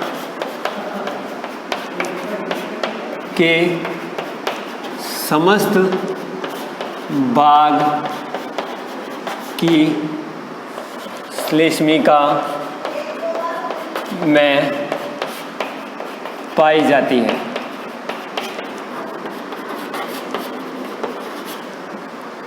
दूसरा क्या था, इस गर्तिका में कई कोशिकाएं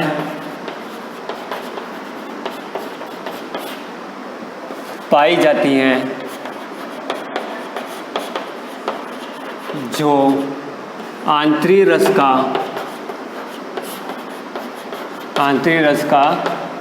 निर्माण करती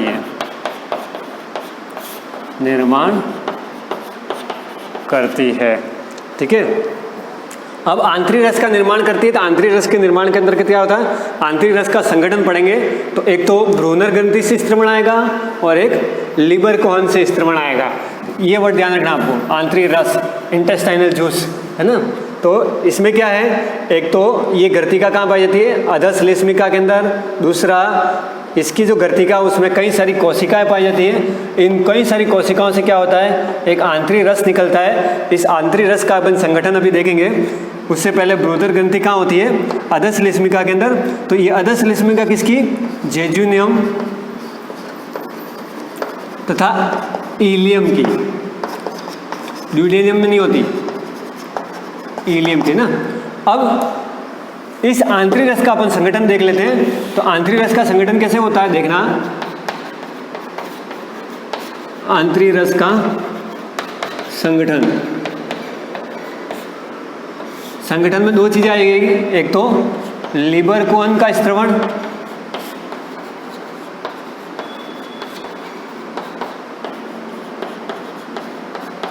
और दूसरा ब्रूनर ग्रंथि का स्त्रवण।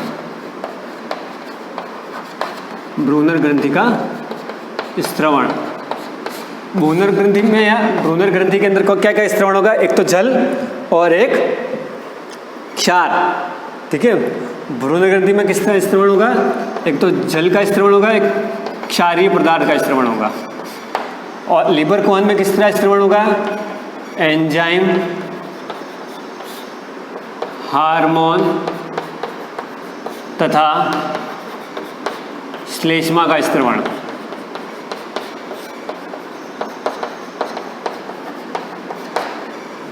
देखो आंतरिक रस का संगठन में पढ़ रहे हैं अपन, क्या क्या पढ़ लिया? आंतरिक रस हो गया। आंतरिक रस के संगठन में क्या हो गया? एक तो एंजाइम, हार्मोन तथा श्लेष्मा का स्त्रवण होगा। किससे? लीबर कोन से। और भ्रूण ग्रंथि से किसका स्त्रवण होगा? जल और क्षारीय पदार्थ का। इन जल और क्षारीय पदार्थ के स्त्रवण, एंजाइम, हार्मोन, श्लेष्मा के स्त्रवण से क्या होगा? आंतरिक रस बनेगा ना।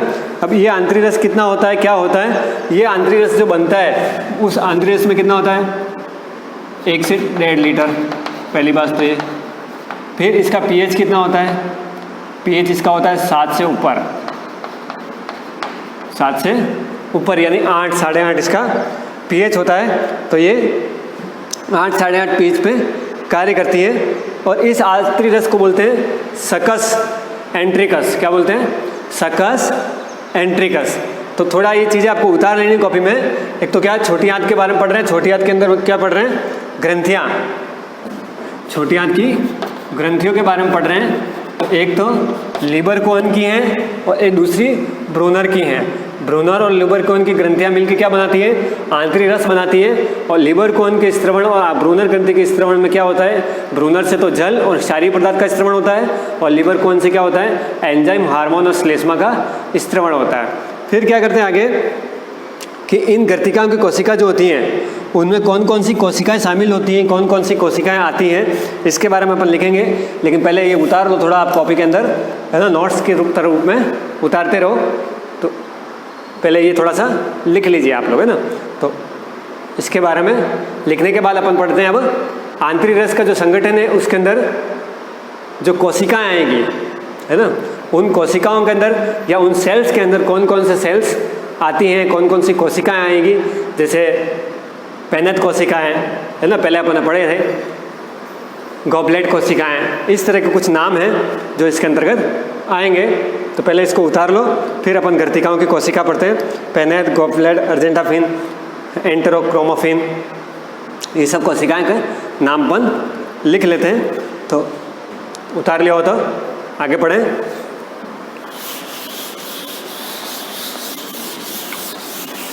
इसके बाद क्या है कि ये तो आपकी ग्रंथियां हो गई। अब इन गर्तिकाओं के अंदर या इन ग्रंथियों के अंदर गर्तिकाओं की कोशिकाएं, कि इनमें क्या क्या कोशिकाएं आती हैं।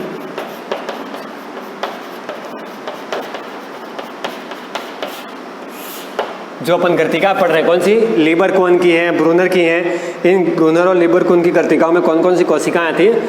एक तो आती है पेनेट कोशिका,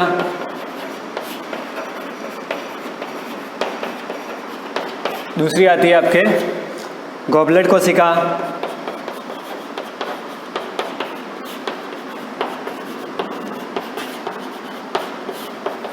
पेनेट कोशिका किसका इस्तेमाल करती है? एंजाइम्स का।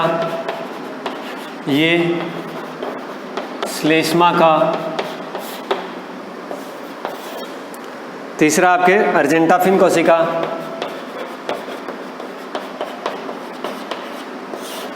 चौथा एंटेरोक्रोमोफिन,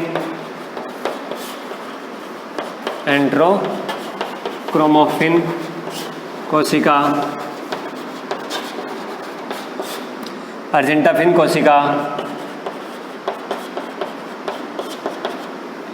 अर्जेंटाफिन किसका सिक्रेशन करेगी? सेरोटोनिन का, है ना। ये चीज़ें अपन ने पहले पढ़ ली हैं, पहले लिख ली हैं। तो ये सारी कोशिकाएं इसके अंदर पाई जाती हैं। फिर पांचवी आती है आपकी आधारी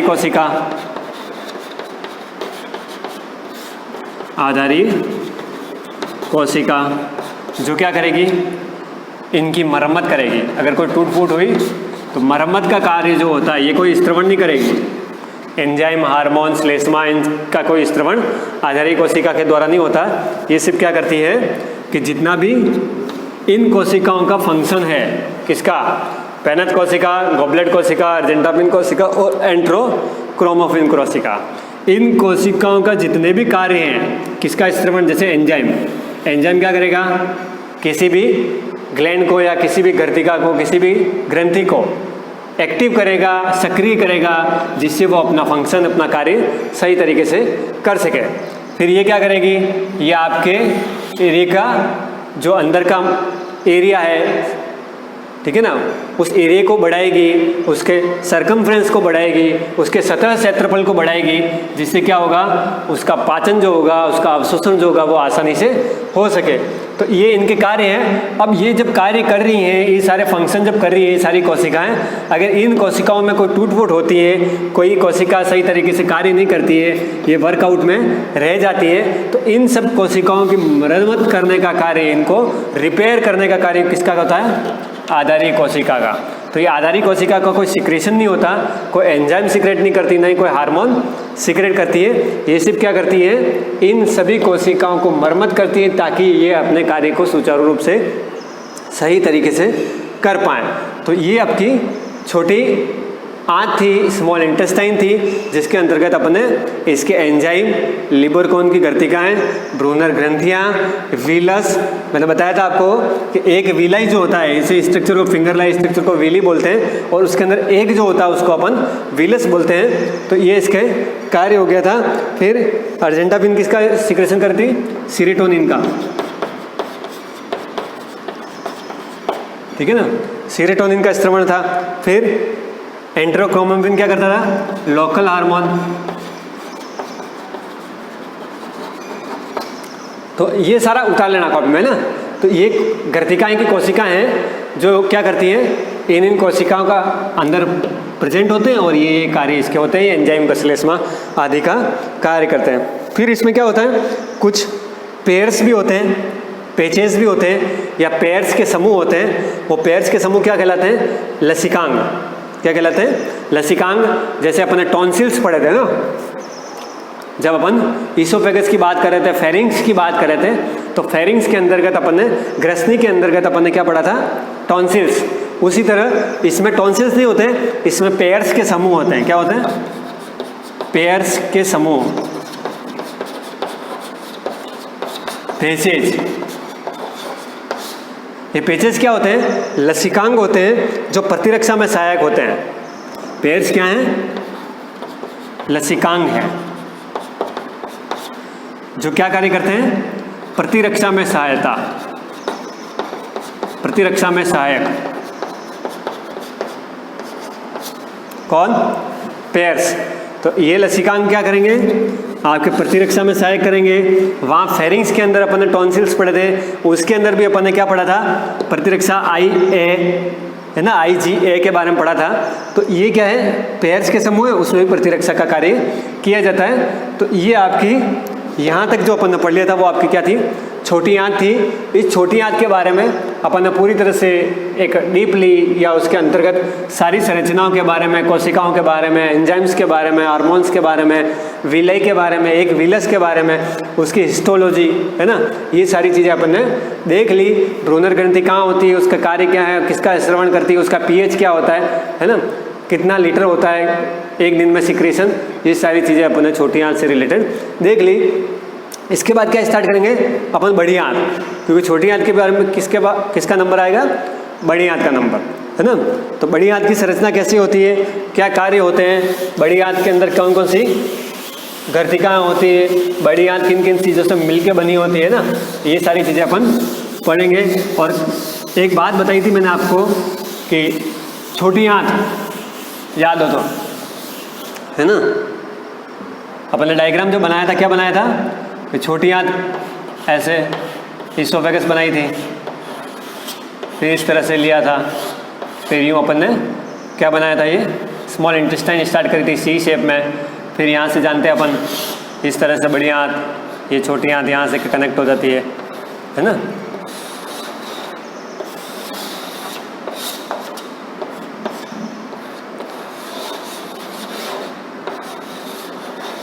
इस तरह से बनाया था। तो ये सी शेप था। अब बड़ी आंत यहाँ कनेक्ट हो रही है, तो यहाँ से बड़ी आंत चालू करेंगे। और ये क्या था, इलियोसिकम कपाट, जहाँ से अपन बड़ी आंत स्टार्ट करेंगे। तो जब भी अपने आगे की क्लास होगी, इस इलियोसिकम कपाट यानी कि जहाँ बड़ी आंत स्टार्ट हो रही है, वहीं से इस अगली क्लास का शुभारंभ करेंगे, अगली क्लास पढ़ेंगे। तब तक के लिए गुड बाय, शब्बा खैर।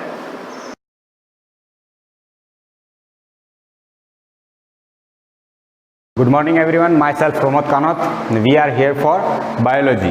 ठीक है, हम यहाँ पर बायोलॉजी पढ़ेंगे और बायोलॉजी में भी 12th RBSc, क्योंकि आप जानते हैं RBSc और CBSE में बहुत ज़्यादा ही डिफरेंस है। और यहाँ पर जो 12th RBSc की बायोलॉजी है उसमें 42 चैप्टर्स है। और 42 चैप्टर्स की बात करें अपन बायोलॉजी में, तो यहाँ पर 2 पार्ट होते हैं बायोलॉजी के। एक है प्लांट फिजियोलॉजी, जिसके बारे में अपन पढ़ेंगे ओनली प्लांट्स के बारे में, ठीक है। और दूसरा है आपके ह्यूमन फिजियोलॉजी, जिसमें हम ह्यूमन की स्टडी करेंगे, ह्यूमन के फिजियो से रिलेटेड जितने भी मतलब सिस्टम है उनके बारे में पढ़ेंगे, और ह्यूमन के अंदर क्या क्या चेंजेस आते हैं एनवायरनमेंट के थ्रू, उनके बारे में पढ़ेंगे। और प्लांट में भी हम प्लांट से रिलेटेड जितनी भी टर्मिनोलॉजी है उनके बारे में डिस्कस करेंगे, ठीक है। तो ये है आपका पार्ट 1 और ये है पार्ट 2, ठीक है। इतना तो आप जानते भी होंगे।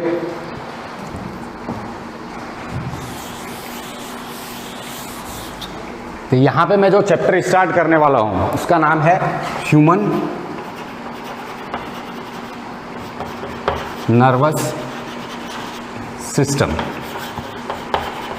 बेसिकली इस चैप्टर को आपने 10th क्लास में पढ़ा भी होगा और नर्वस सिस्टम के बारे में आप जानते भी हैं, लेकिन जैसे ही 12th आ जाती है तो इसके अंदर थोड़ा एडवांस हो जाता है, थोड़ा सा एडवांस है। बाकी आपने जितना भी 10th में पढ़ा है वो आपको पता होगा, लेकिन बेसिकली मैं आपको उसके बारे में बता देता हूँ कि हमको पढ़ना क्या है, ठीक है।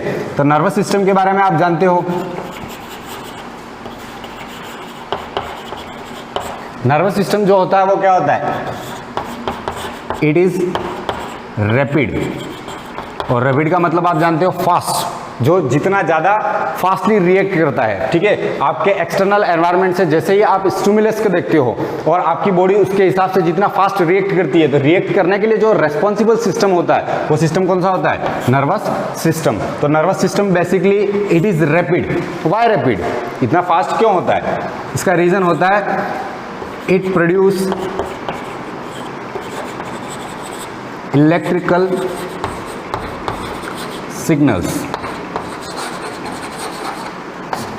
ये कौन से सिग्नल्स प्रोड्यूस करता है? Electrical signals. और आप जानते हो इलेक्ट्रिसिटी बहुत ही ज़्यादा क्या होती है, फास्ट होती है, इसलिए ये आपका सिस्टम क्या होता है, रैपिड होता है। और आपने पढ़ा भी होगा रिफ्लेक्स एक्शन के बारे में 10th क्लास में। रिफ्लेक्स एक्शन होता क्या है, जैसे कोई गर्म चीज़ है और जैसे ही आपने उसको टच किया, टच करते ही आप क्या करते हो, हाथ पीछे हटा लेते हो, पर आप सोचते नहीं हो हुआ क्या। आपने कभी सोचा ही नहीं कि वो गर्म था वगैरह, कुछ दिमाग में आता नहीं है। जैसे आपने टच किया, आपको हॉट हुआ, फील हुआ और आपने क्या कर लिया, वहाँ से हाथ पीछे हटा लिया। इसके बाद सोचते हैं कि ऐसा क्यों हुआ, ये गर्म क्यों था, वो सब कुछ बाद की प्रोसेस है, ठीक है। तो इलेक्ट्रिकल सिग्नल होते हैं इसके अंदर, इसलिए क्या होता है, बहुत ही ज़्यादा फास्ट होता है। इसलिए नर्वस सिस्टम को कहते हैं it is rapid, it produce electrical signal. Electrical signal which produced by nervous system are called nerve impulses या nerve impulse। जो इलेक्ट्रिकल सिग्नल नर्वस सिस्टम के अंदर प्रोड्यूस होते हैं उनको नर्वस सिस्टम की लैंग्वेज में कहा जाता है नर्व इम्पल्स, ठीक है। आपको ये बेसिक जानकारी आपको पता होना चाहिए कि नर्व इम्पल्स होते हैं क्या, क्योंकि जब ये टर्मिनोलॉजी यूज होती है तो आप भूल जाते हो कि इलेक्ट्रिकल सिग्नल को ही क्या कहा जाता है, नर्व इम्पल्स कहा जाता है, ठीक है। तो आपको ये पता होना ज़रूरी है।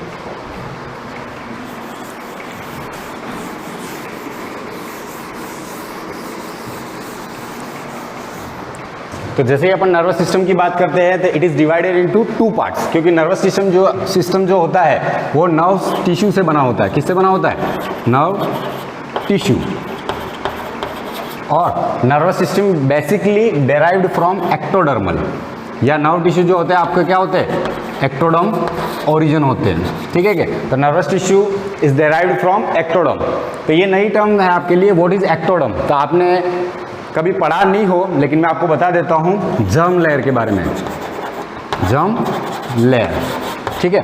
एम्ब्रियोनिक डेवलपमेंट के टाइम आपके अंदर 3 टाइप्स की लेयर बनती है, और 3 टाइप्स की जो लेयर होती है उसके अंदर डिफरेंट टाइप्स की सेल्स होती है जो डिफरेंट ऑर्गन्स डेवलप करने में आपकी हेल्प करती है, ठीक है। तो वो लेयर कुछ ऐसे अरेंज होती है। जो आउटर मोस्ट लेयर होती है उसको हम कहते हैं एक्टोडर्म, जो मिडल वन होती है उसको कहते हैं मेसोडर्म, और जो इनर मोस्ट होती है उसको कहते हैं एंडोडर्म, ठीक है। ये हमारे एम्ब्रियोनिक डेवलपमेंट वाला जो चैप्टर है उसके अंदर भी आएगा, लेकिन मैं आपको यहाँ पे बेसिक इन्फॉर्मेशन देता हूँ व्हाट इज एक्टोडर्म, ताकि आपको पता चले कि ये कहाँ से आगे आएंगे, ठीक है। तो एक्टोडर्म जो लेयर होती है उसी से आपका नर्व टिश्यू डेराइव होता है, या नर्वस सिस्टम पूरा आपका उसी से डेवलप होता है, ठीक है। इसमें डिफरेंट टाइप्स की सेल्स होती है जो एम्ब्रियोनिक डेवलपमेंट के टाइम इसके अंदर डेवलपमेंट होता है, और एक्टोडर्म से आपके ये डेराइव होती है, ठीक है। तो आपको पता होना चाहिए nervous tissue are derived from ectoderm layer, ठीक है।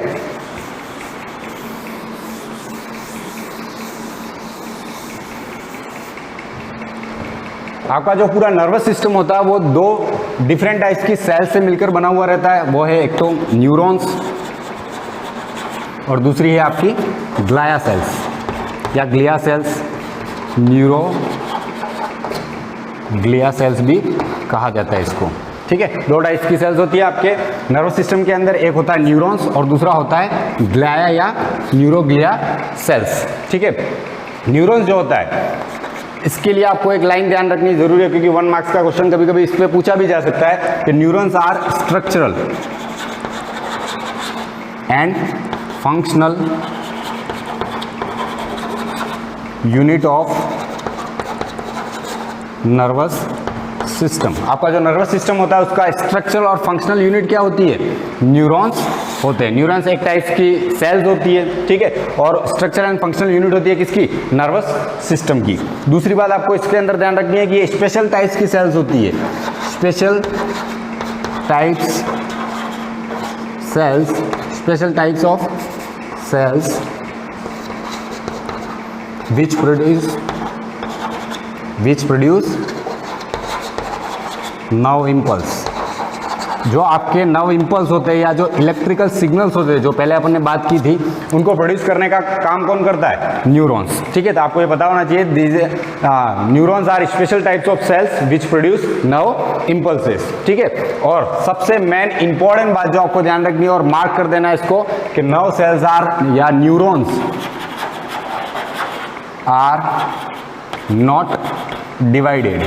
एक बार बन जाने के बाद इनके अंदर कभी भी लाइफ में सेल डिवीजन होता नहीं है। यानी आपको जैसे ही पैरालिसिस हो जाता है तो पैरालिसिस होने के बाद वो ठीक नहीं होता है। उसका रीज़न ये होता है क्योंकि आपके जितने भी न्यूरॉन्स हैं वो डेड हो चुके हैं, और डेड हो चुके हैं उनके अंदर सेल डिवीजन की पावर होती नहीं है। तो ये एक ही बार बनते हैं लाइफ में, इसके बाद अगर ये डेड हो गए तो इनके अंदर सेल डिवीजन होता नहीं है। तो आपने सुना होगा फिर ब्रेन ट्यूमर कैसे होता है, क्योंकि ट्यूमर का मतलब तो अनलिमिटेड ग्रोथ ऑफ सेल्स।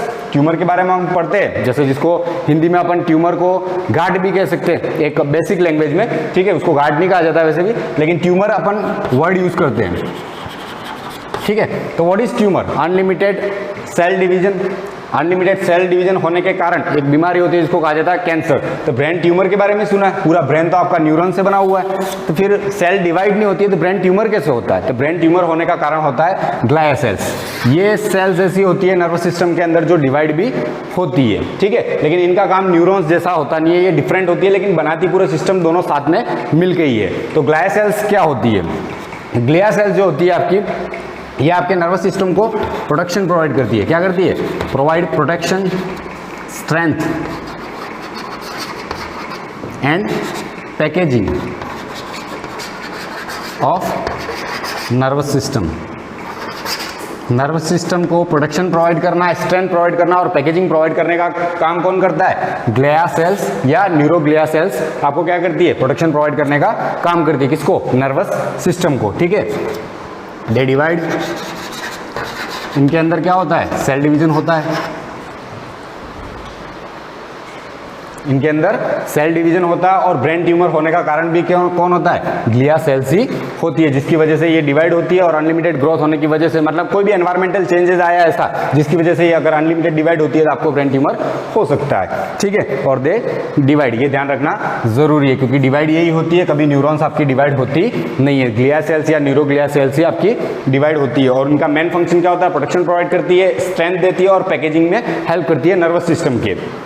इसके बाद ग्लिया सेल्स की अगर अपन बात करें तो act as a glue like cells. कैसे काम करती है? ग्लू लाइक सेल्स, जैसे नर्वस सिस्टम को पैकेजिंग करनी है, इसका मतलब क्या है? आपस में जोड़े रखना, ठीक है। तो जोड़ने का काम कौन करता है? ग्लिया सेल्स ही करती है। तो act as a glue like cells, ठीक है। तो आपको ये सारी चीजें पता होना जरूरी है, ये बेसिक टर्म्स है क्योंकि आपके ह्यूमन नर्वस सिस्टम के अंदर ये स्मॉल पार्ट है इसका, ठीक है। तो आपको ये ध्यान रखना जरूरी है।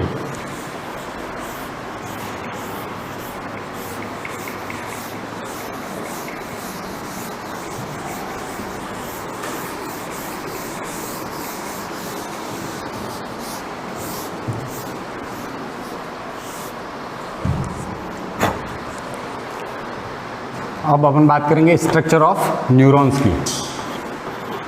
स्ट्रक्चर ऑफ न्यूरॉन्स, न्यूरॉन्स का स्ट्रक्चर कैसा होता है? तो आपको पता हो तो न्यूरॉन्स जो होती है वो लॉन्गेस्ट सेल होती है ह्यूमन बॉडी के अंदर। तो न्यूरॉन्स क्या है? Longest cell of human body. Human body के अंदर सबसे लॉन्गेस्ट सेल कौन सी होती है? न्यूरॉन्स होती है और इसका स्ट्रक्चर आपको पता होना जरूरी है, ठीक है। तो मैं इसका स्ट्रक्चर बनाता हूँ, आप ध्यान से देखना इसको और समझते जाना साथ में ही।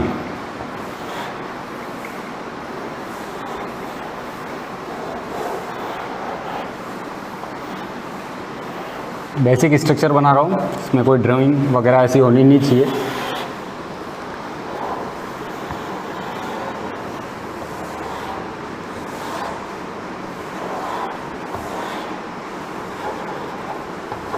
ये 10th क्लास में आपने पढ़ा होगा इसके बारे में वैसे, लेकिन बेसिक नॉलेज होना ज़रूरी है, ठीक है।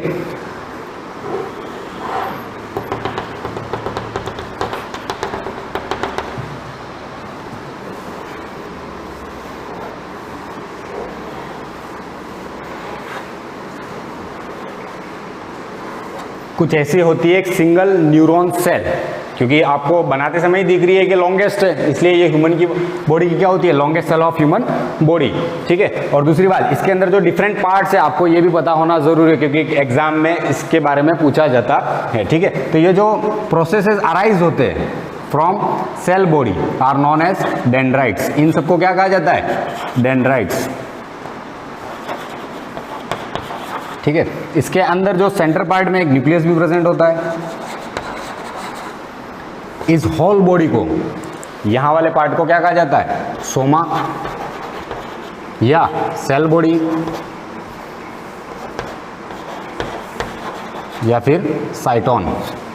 इसके 3 नाम है, तीनों याद रखने जरूरी है, ठीक है। सोमा, सेल बॉडी या साइटोन, ठीक है। इसके अंदर होता है, सेल बॉडी के अंदर ही प्रेजेंट होता है आपका न्यूक्लियस और इसके जो प्रोसेस अराइज होते हैं इससे उसको कहा जाता है डेंड्राइट्स, ठीक है। और इसके अंदर जो डॉट लाइक स्ट्रक्चर होते हैं यानी फ्रेगमेंट लाइक जो स्ट्रक्चर प्रेजेंट होते हैं इसको क्या कहते हैं? Nissl's granules. क्या कहा जाता है? Nissl's granules. अब ये निसल्स ग्रेन्यूल्स होते क्या हैं? They are fragments, they are fragments of RER। RER क्या होता है? तो रफ एंडोप्लाज्मिक रेटिकुलम। इसके बारे में तो पढ़ा होगा आपने, रफ एंडोप्लाज्मिक रेटिकुलम, ठीक है। या फिर इसको कह सकते हैं अपन राइबोन्यूक्लियोप्रोटीन। दूसरा वर्ड क्या दे सकते हैं इसको? राइबोन्यूक्लियोप्रोटीन, ठीक है। तो निसल्स ग्रेन्यूल्स क्या होते हैं अगर आपको पूछा जाए तो? They are fragments of RER, rough endoplasmic reticulum, या they are made up of ribonucleoprotein, ठीक है। सिंपल लैंग्वेज है बिल्कुल इसमें। इसके बाद soma, cell body, cyton, dendrites के बाद इसके अंदर जो प्रोसेस अराइज हो रही है पूरी, ये लॉन्ग थ्रेड लाइक स्ट्रक्चर, इसको क्या कहते हैं? एक्सॉन। क्या कहा जाता है? एक्सॉन। और सिग्नल जो आपके होते हैं स्टिमुलस, जो आप बाहर एनवायरमेंट से, any kind of change in environment are known as stimulus. आपको ये भी पता होना चाहिए टर्मिनोलॉजी व्हाट इज स्टिमुलस। तो मैं यहाँ लिख देता हूँ आपके लिए। स्टिमुलस क्या होता है? इसको हिंदी में कहा जाता है उद्दीपक, ठीक है। तो stimulus any kind of change in external environment, आपके बाहर के एनवायरनमेंट के अंदर कोई भी चेंज आता है जिसे आप देखते हो और उसे देखकर आप जो प्रतिक्रिया देते हो या रेस्पॉन्स देते हो, वो आपके लिए क्या होता है? स्टिमुलस होता है। तो जितने भी स्टिमुलस है बॉडी के अंदर, वो डेंड्राइट से होते हुए एक्सॉन और एक्सॉन से होते हुए अगले नेक्स्ट न्यूरॉन तक ट्रांसफर होते हैं। तो ये क्या होता है? एक्सॉन, ठीक है। एक्सॉन के ऊपर ये जो स्ट्रक्चर बना हुआ है, ये जो शीथ है, इसको कहा जाता है माइलिन शीथ। क्या बोलते हैं? Myelin sheath. ये क्या काम करती है? तो act as a insulator, act as a insulator, ये इंसुलेटर की तरह कार्य करती है, ठीक है। दूसरी बात, इसके अंदर जो डॉट लाइक अपन ने स्ट्रक्चर बनाया हुआ है वो पूरा इसको कवर करता है, लेकिन हम 3D में इसको शो नहीं कर सकते, तो हम इसको डॉट लाइक स्ट्रक्चर की तरह ही शो करते हैं। और जो डॉट लाइक स्ट्रक्चर होता है इसको कहते हैं श्वान सेल। क्या कहा जाता है? श्वान सेल, ठीक है। ये जो श्वान सेल्स होती है वही सिक्रीट करती है किसको? माइलिन शीथ को। तो सिक्रीट माइलिन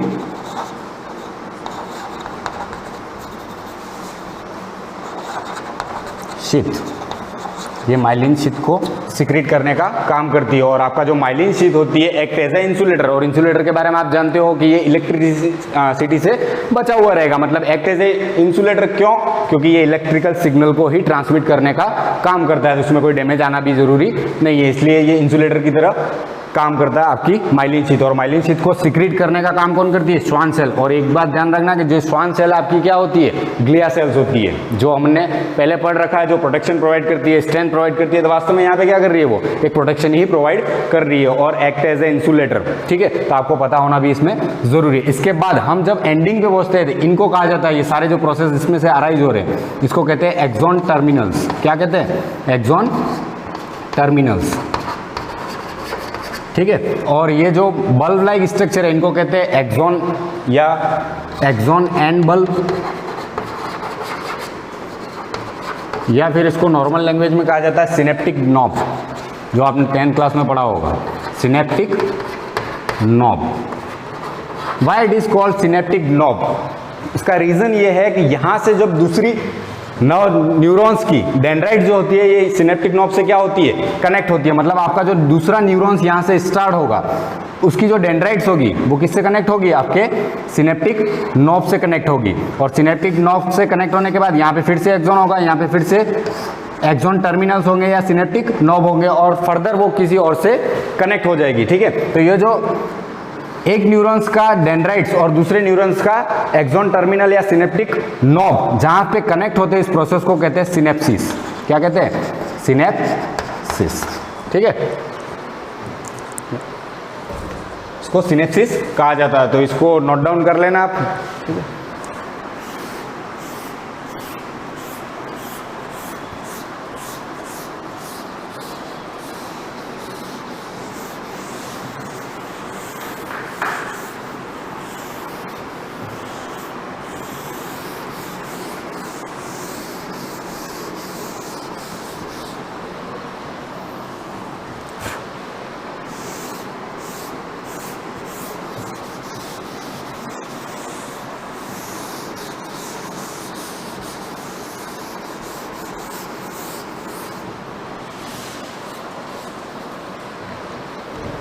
तो हमने अभी तक देख लिया न्यूरॉन्स और न्यूरोग्लियल सेल्स के बारे में, जो आपके नर्वस सिस्टम को बनाने का काम करते हैं। लेकिन ह्यूमन नर्वस सिस्टम के अंदर हमको पढ़ना है सिर्फ ब्रेन और स्पाइनल कॉर्ड के बारे में, ठीक है। इसके बारे में ही पढ़ना है, लेकिन आपको ध्यान होना जरूरी है कि नर्वस सिस्टम होता क्या है, क्योंकि आपको अभी तक पता ही नहीं है न्यूरॉन्स क्या है, तो आप फिर ब्रेन को पढ़ोगे कैसे? क्योंकि पूरा ब्रेन आपका किससे बना होता है? न्यूरॉन से बना होता है, ठीक है। तो आपको ये चीज़ें पता होना जरूरी है, ठीक है। तो नेक्स्ट क्लास में कंटिन्यू करेंगे इसके लिए। Thank you.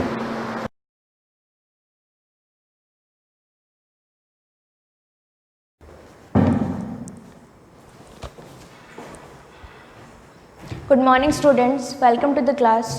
लास्ट क्लास में हमारा जो 5.1 था वो कंप्लीट हो गया था। इसके बाद की जो भी एक्सरसाइज है उसके लिए कुछ प्रॉपर्टीज़ है जो आपको पता होनी चाहिए। फर्स्ट जो हम ले रहे हैं यहाँ पर एप्लीकेशन ऑफ डिटर्मिनेंट्स। डिटर्मिनेंट्स को यूज़ करना तो हमको आ गया, अब इनका यूज़ कहाँ कहाँ हो रहा है वो चीज़ हम देख रहे हैं। फर्स्ट आपका आता है एरिया ऑफ ट्रायंगल।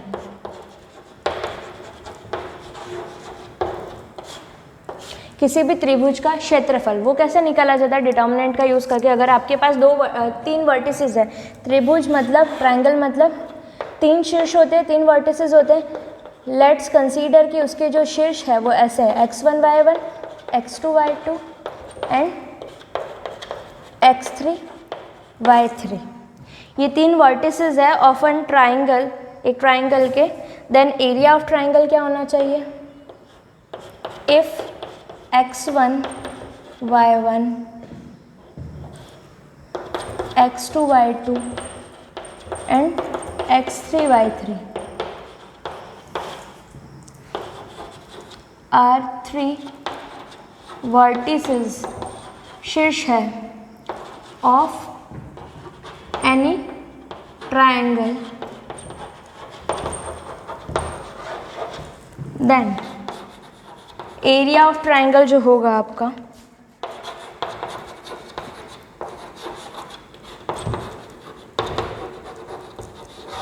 यहाँ पर एरिया ऑफ ट्रायंगल के लिए हम डेल यूज़ कर रहे हैं, is equal to 1/2 x1 y1 1 x2 y2 1 and x3 y3 1। तो इसका जो भी आंसर आएगा that would be your area of triangle. Clear है? तीन वर्टिसेस है तो उनको डिटर्मिनेंट की फॉर्म में यहाँ पर लिखा जाएगा x1 y1 1 x2 y2 1 x3 y3 1 multiply with 1/2। अब इसके बाद जो है आपका एरिया ऑफ ट्रायंगल के बाद आता है। अब एक और चीज़ है, अब एरिया ऑफ ट्रायंगल यहाँ पर डिटर्मिनेंट में हम लेकर के आ रहे हैं। हम जानते हैं डिटर्मिनेंट में जो भी वैल्यू आता है एज इट इज़ लिख लेते हैं, चाहे वो नेगेटिव हो या पॉजिटिव हो। लेकिन एरिया में हम सिंस एरिया में जितनी भी वैल्यूज़ ली जाती है वो पॉजिटिव में होती है, तो यहाँ पर जो भी आपका आंसर आता है -3 -4 या +4 +3, हम उस आंसर को एज पॉजिटिव एक्सेप्ट करेंगे या कंसिडर करेंगे। जैसे आंसर है -3, सिंस एरिया की बात करें तो हम वहाँ पर सिर्फ डिजिट को ले लेंगे, साइन को नहीं लेंगे। तो एरिया हमेशा पॉजिटिव लेना है, तो इसका आंसर चाहे नेगेटिव आ रहा है पॉजिटिव, हम उसको पॉजिटिव ही मान के चलेंगे। एट द एंड जो फाइनल आंसर आएगा उसकी बात कर रहे हैं।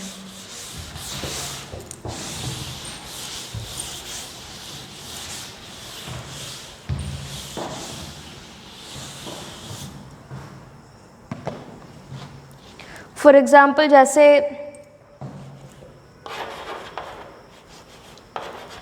एक एग्जाम्पल मैंने लिया है, तीन वर्टिसेस आपको दिए हैं a -3 3 b 2 3 and c 2 -2। Okay, ये तीन वर्टिसेस है। अब इसका हमको एरिया ऑफ ट्रायंगल निकलना है, तो del is equal to half of, procedure क्या कहता है, x1 y1 and 1, -3 3 and 1 2 3 and 1 and 2 -2 and 1। इसको सॉल्व करेंगे और हमारे पास आंसर आ जाएगा। इसका आंसर आपका आ रहा है, जैसे इसका आंसर आ रहा है सॉल्व करोगे तो आपके पास इस तरीके का आंसर आएगा, -25/2 दैट इज -12.5 स्क्वायर यूनिट या फिर वर्ग इकाई। अब हम जानते हैं कि एरिया इज पॉजिटिव होता है ये, इसीलिए यहाँ पर हम क्या लेंगे, इसकी पॉजिटिव वैल्यू लेंगे। तो ये हो जाएगा आपका 12.5 स्क्वायर यूनिट। क्लियर है?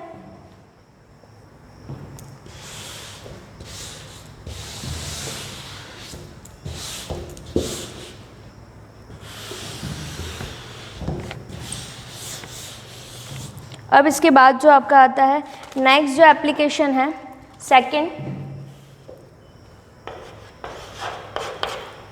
सेकंड जो है condition of collinearity of 3 points.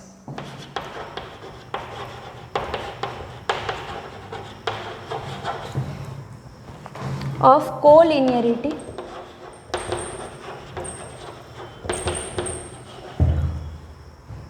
Of 3 points.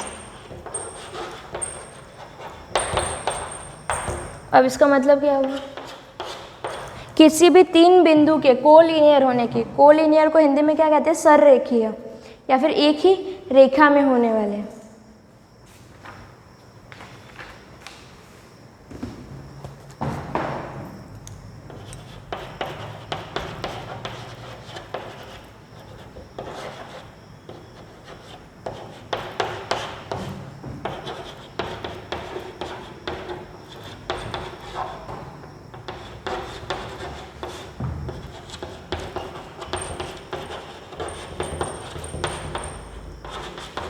अब 3 बिंदुओं का संरेखीय होना, इसका मतलब क्या? कोई भी 3 पॉइंट एक लाइन में है, चाहे वो ऐसे हैं, ऐसे हैं, ऐसे हैं या ऐसे हैं, बट एक ही लाइन पर एग्जिस्ट करते हैं, तो उनको हम कहेंगे संरेखीय या फिर कोलिनियर। तो कोलिनियर का मतलब क्या हुआ? अब मुझे ये चीज़ बताओ कि 3 ऐसे बिंदु, 3 ऐसे पॉइंट जो कि एक ही लाइन में है, तो क्या उनसे कभी भी कोई ट्राइंगल बन सकता है? इन तीनों को किसी भी तरीके से मिलाओ, क्या इनसे कभी वो ट्राइंगल बन सकता है? नहीं। तो अगर वो कोलिनियर है तो कोई ट्राइंगल ही नहीं बनेगा, और ट्राइंगल ही नहीं बनेगा तो एरिया ऑफ ट्राइंगल उन तीनों पॉइंट्स के लिए क्या होना चाहिए? 0, क्योंकि ट्राइंगल बन ही नहीं सकता। तो अगर कोई 3 पॉइंट्स संरेखीय है, कोलिनियर है, दैट मीन्स उनके लिए area of triangle should be 0। Area of triangle उनके लिए क्या होना चाहिए? 0 होना चाहिए। तो एरिया ऑफ ट्राइंगल का फॉर्मूला क्या है? Half of x1 y1, 3 points वही लिए, x1 y1, x2 y2 and x3 y3।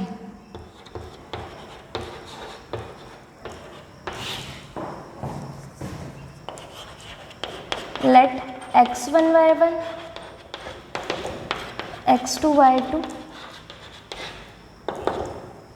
x3 y3 are collinear. तो अगर वो कोलिनियर होते हैं तो उसके लिए कंडीशन ऑफ कोलिनियरिटी क्या हो जाएगी? उनके लिए एरिया ऑफ ट्राइंगल की वैल्यू 0 आनी चाहिए।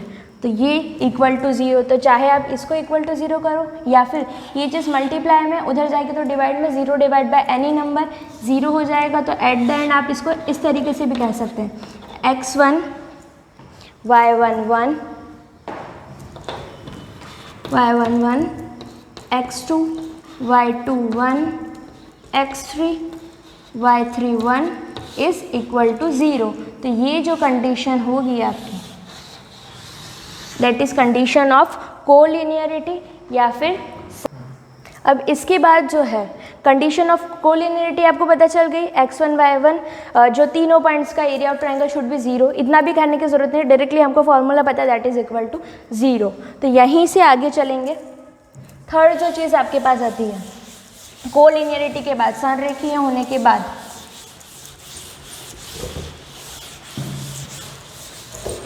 अगर आपसे पूछा जाए किसी भी 2 पॉइंट से पास होने वाली कोई भी लाइन है, उसकी इक्वेशन क्या होगी? कोई भी 2 पॉइंट है, equation of a line passing through 2 points.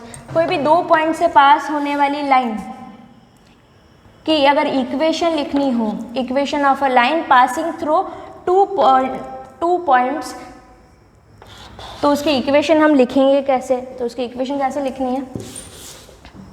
Equation of a line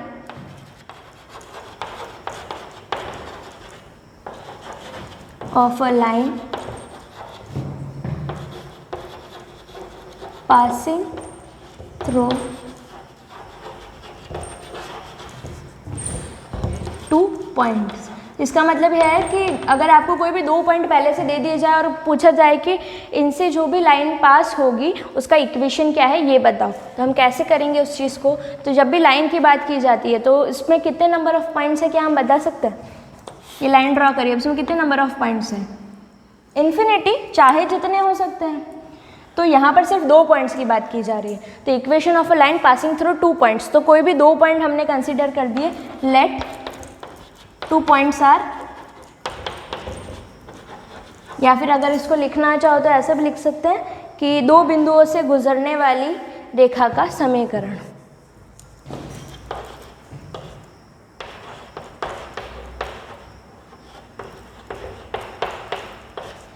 से गुजरने वाली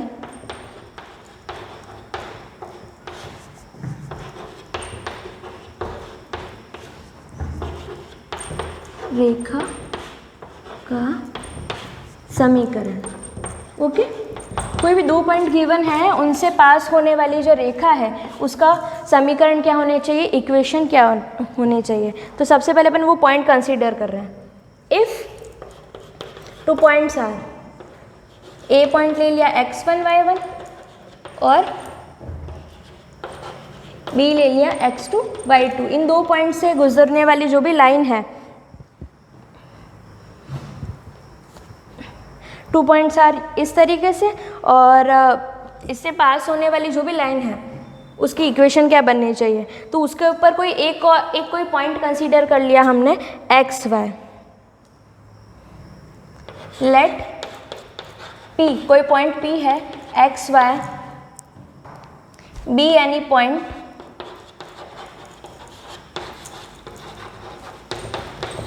on line A B,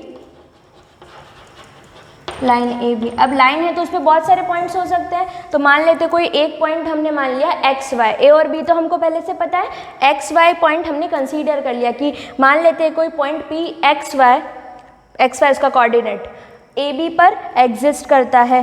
then point P A and B collinear. अब देखो यहाँ पे अपन बात कर रहे हैं कि हमको एक ऐसी इक्वेशन चाहिए कि ये 2 पॉइंट से पास होनी चाहिए।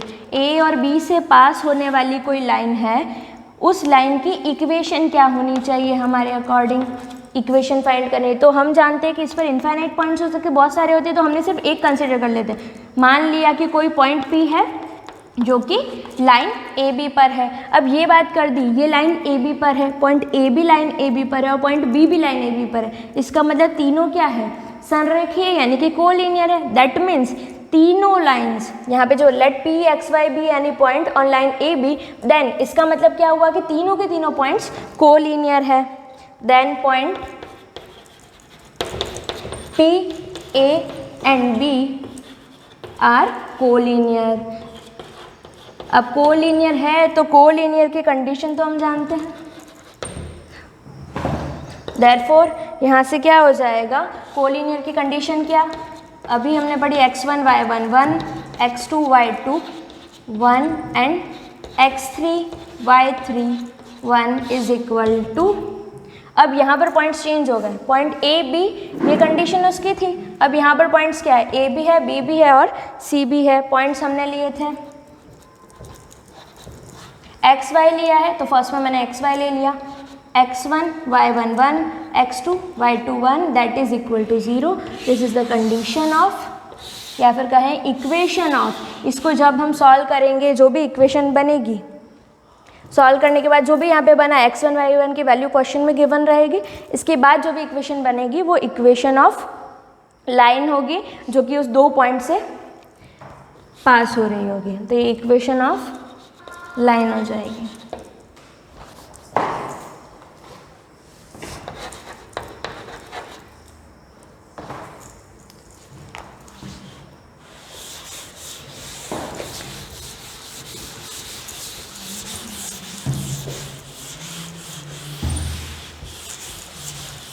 अब ये सारी कंडीशंस हो चुकी है, इन कंडीशंस का यूज़ करके जितने भी एग्जाम्पल है जो इसमें अप्लाई हो रहे हैं वो आपको ही सॉल्व करने हैं। इसके बाद हम पढ़ेंगे solution of system of linear equation. Linear equation जब आपको दे रखी होती है 1 या 2 विद 2 वेरिएबल, तो उसको सॉल्व करने के कुछ मेथड्स पढ़ेंगे। आज इतना ही।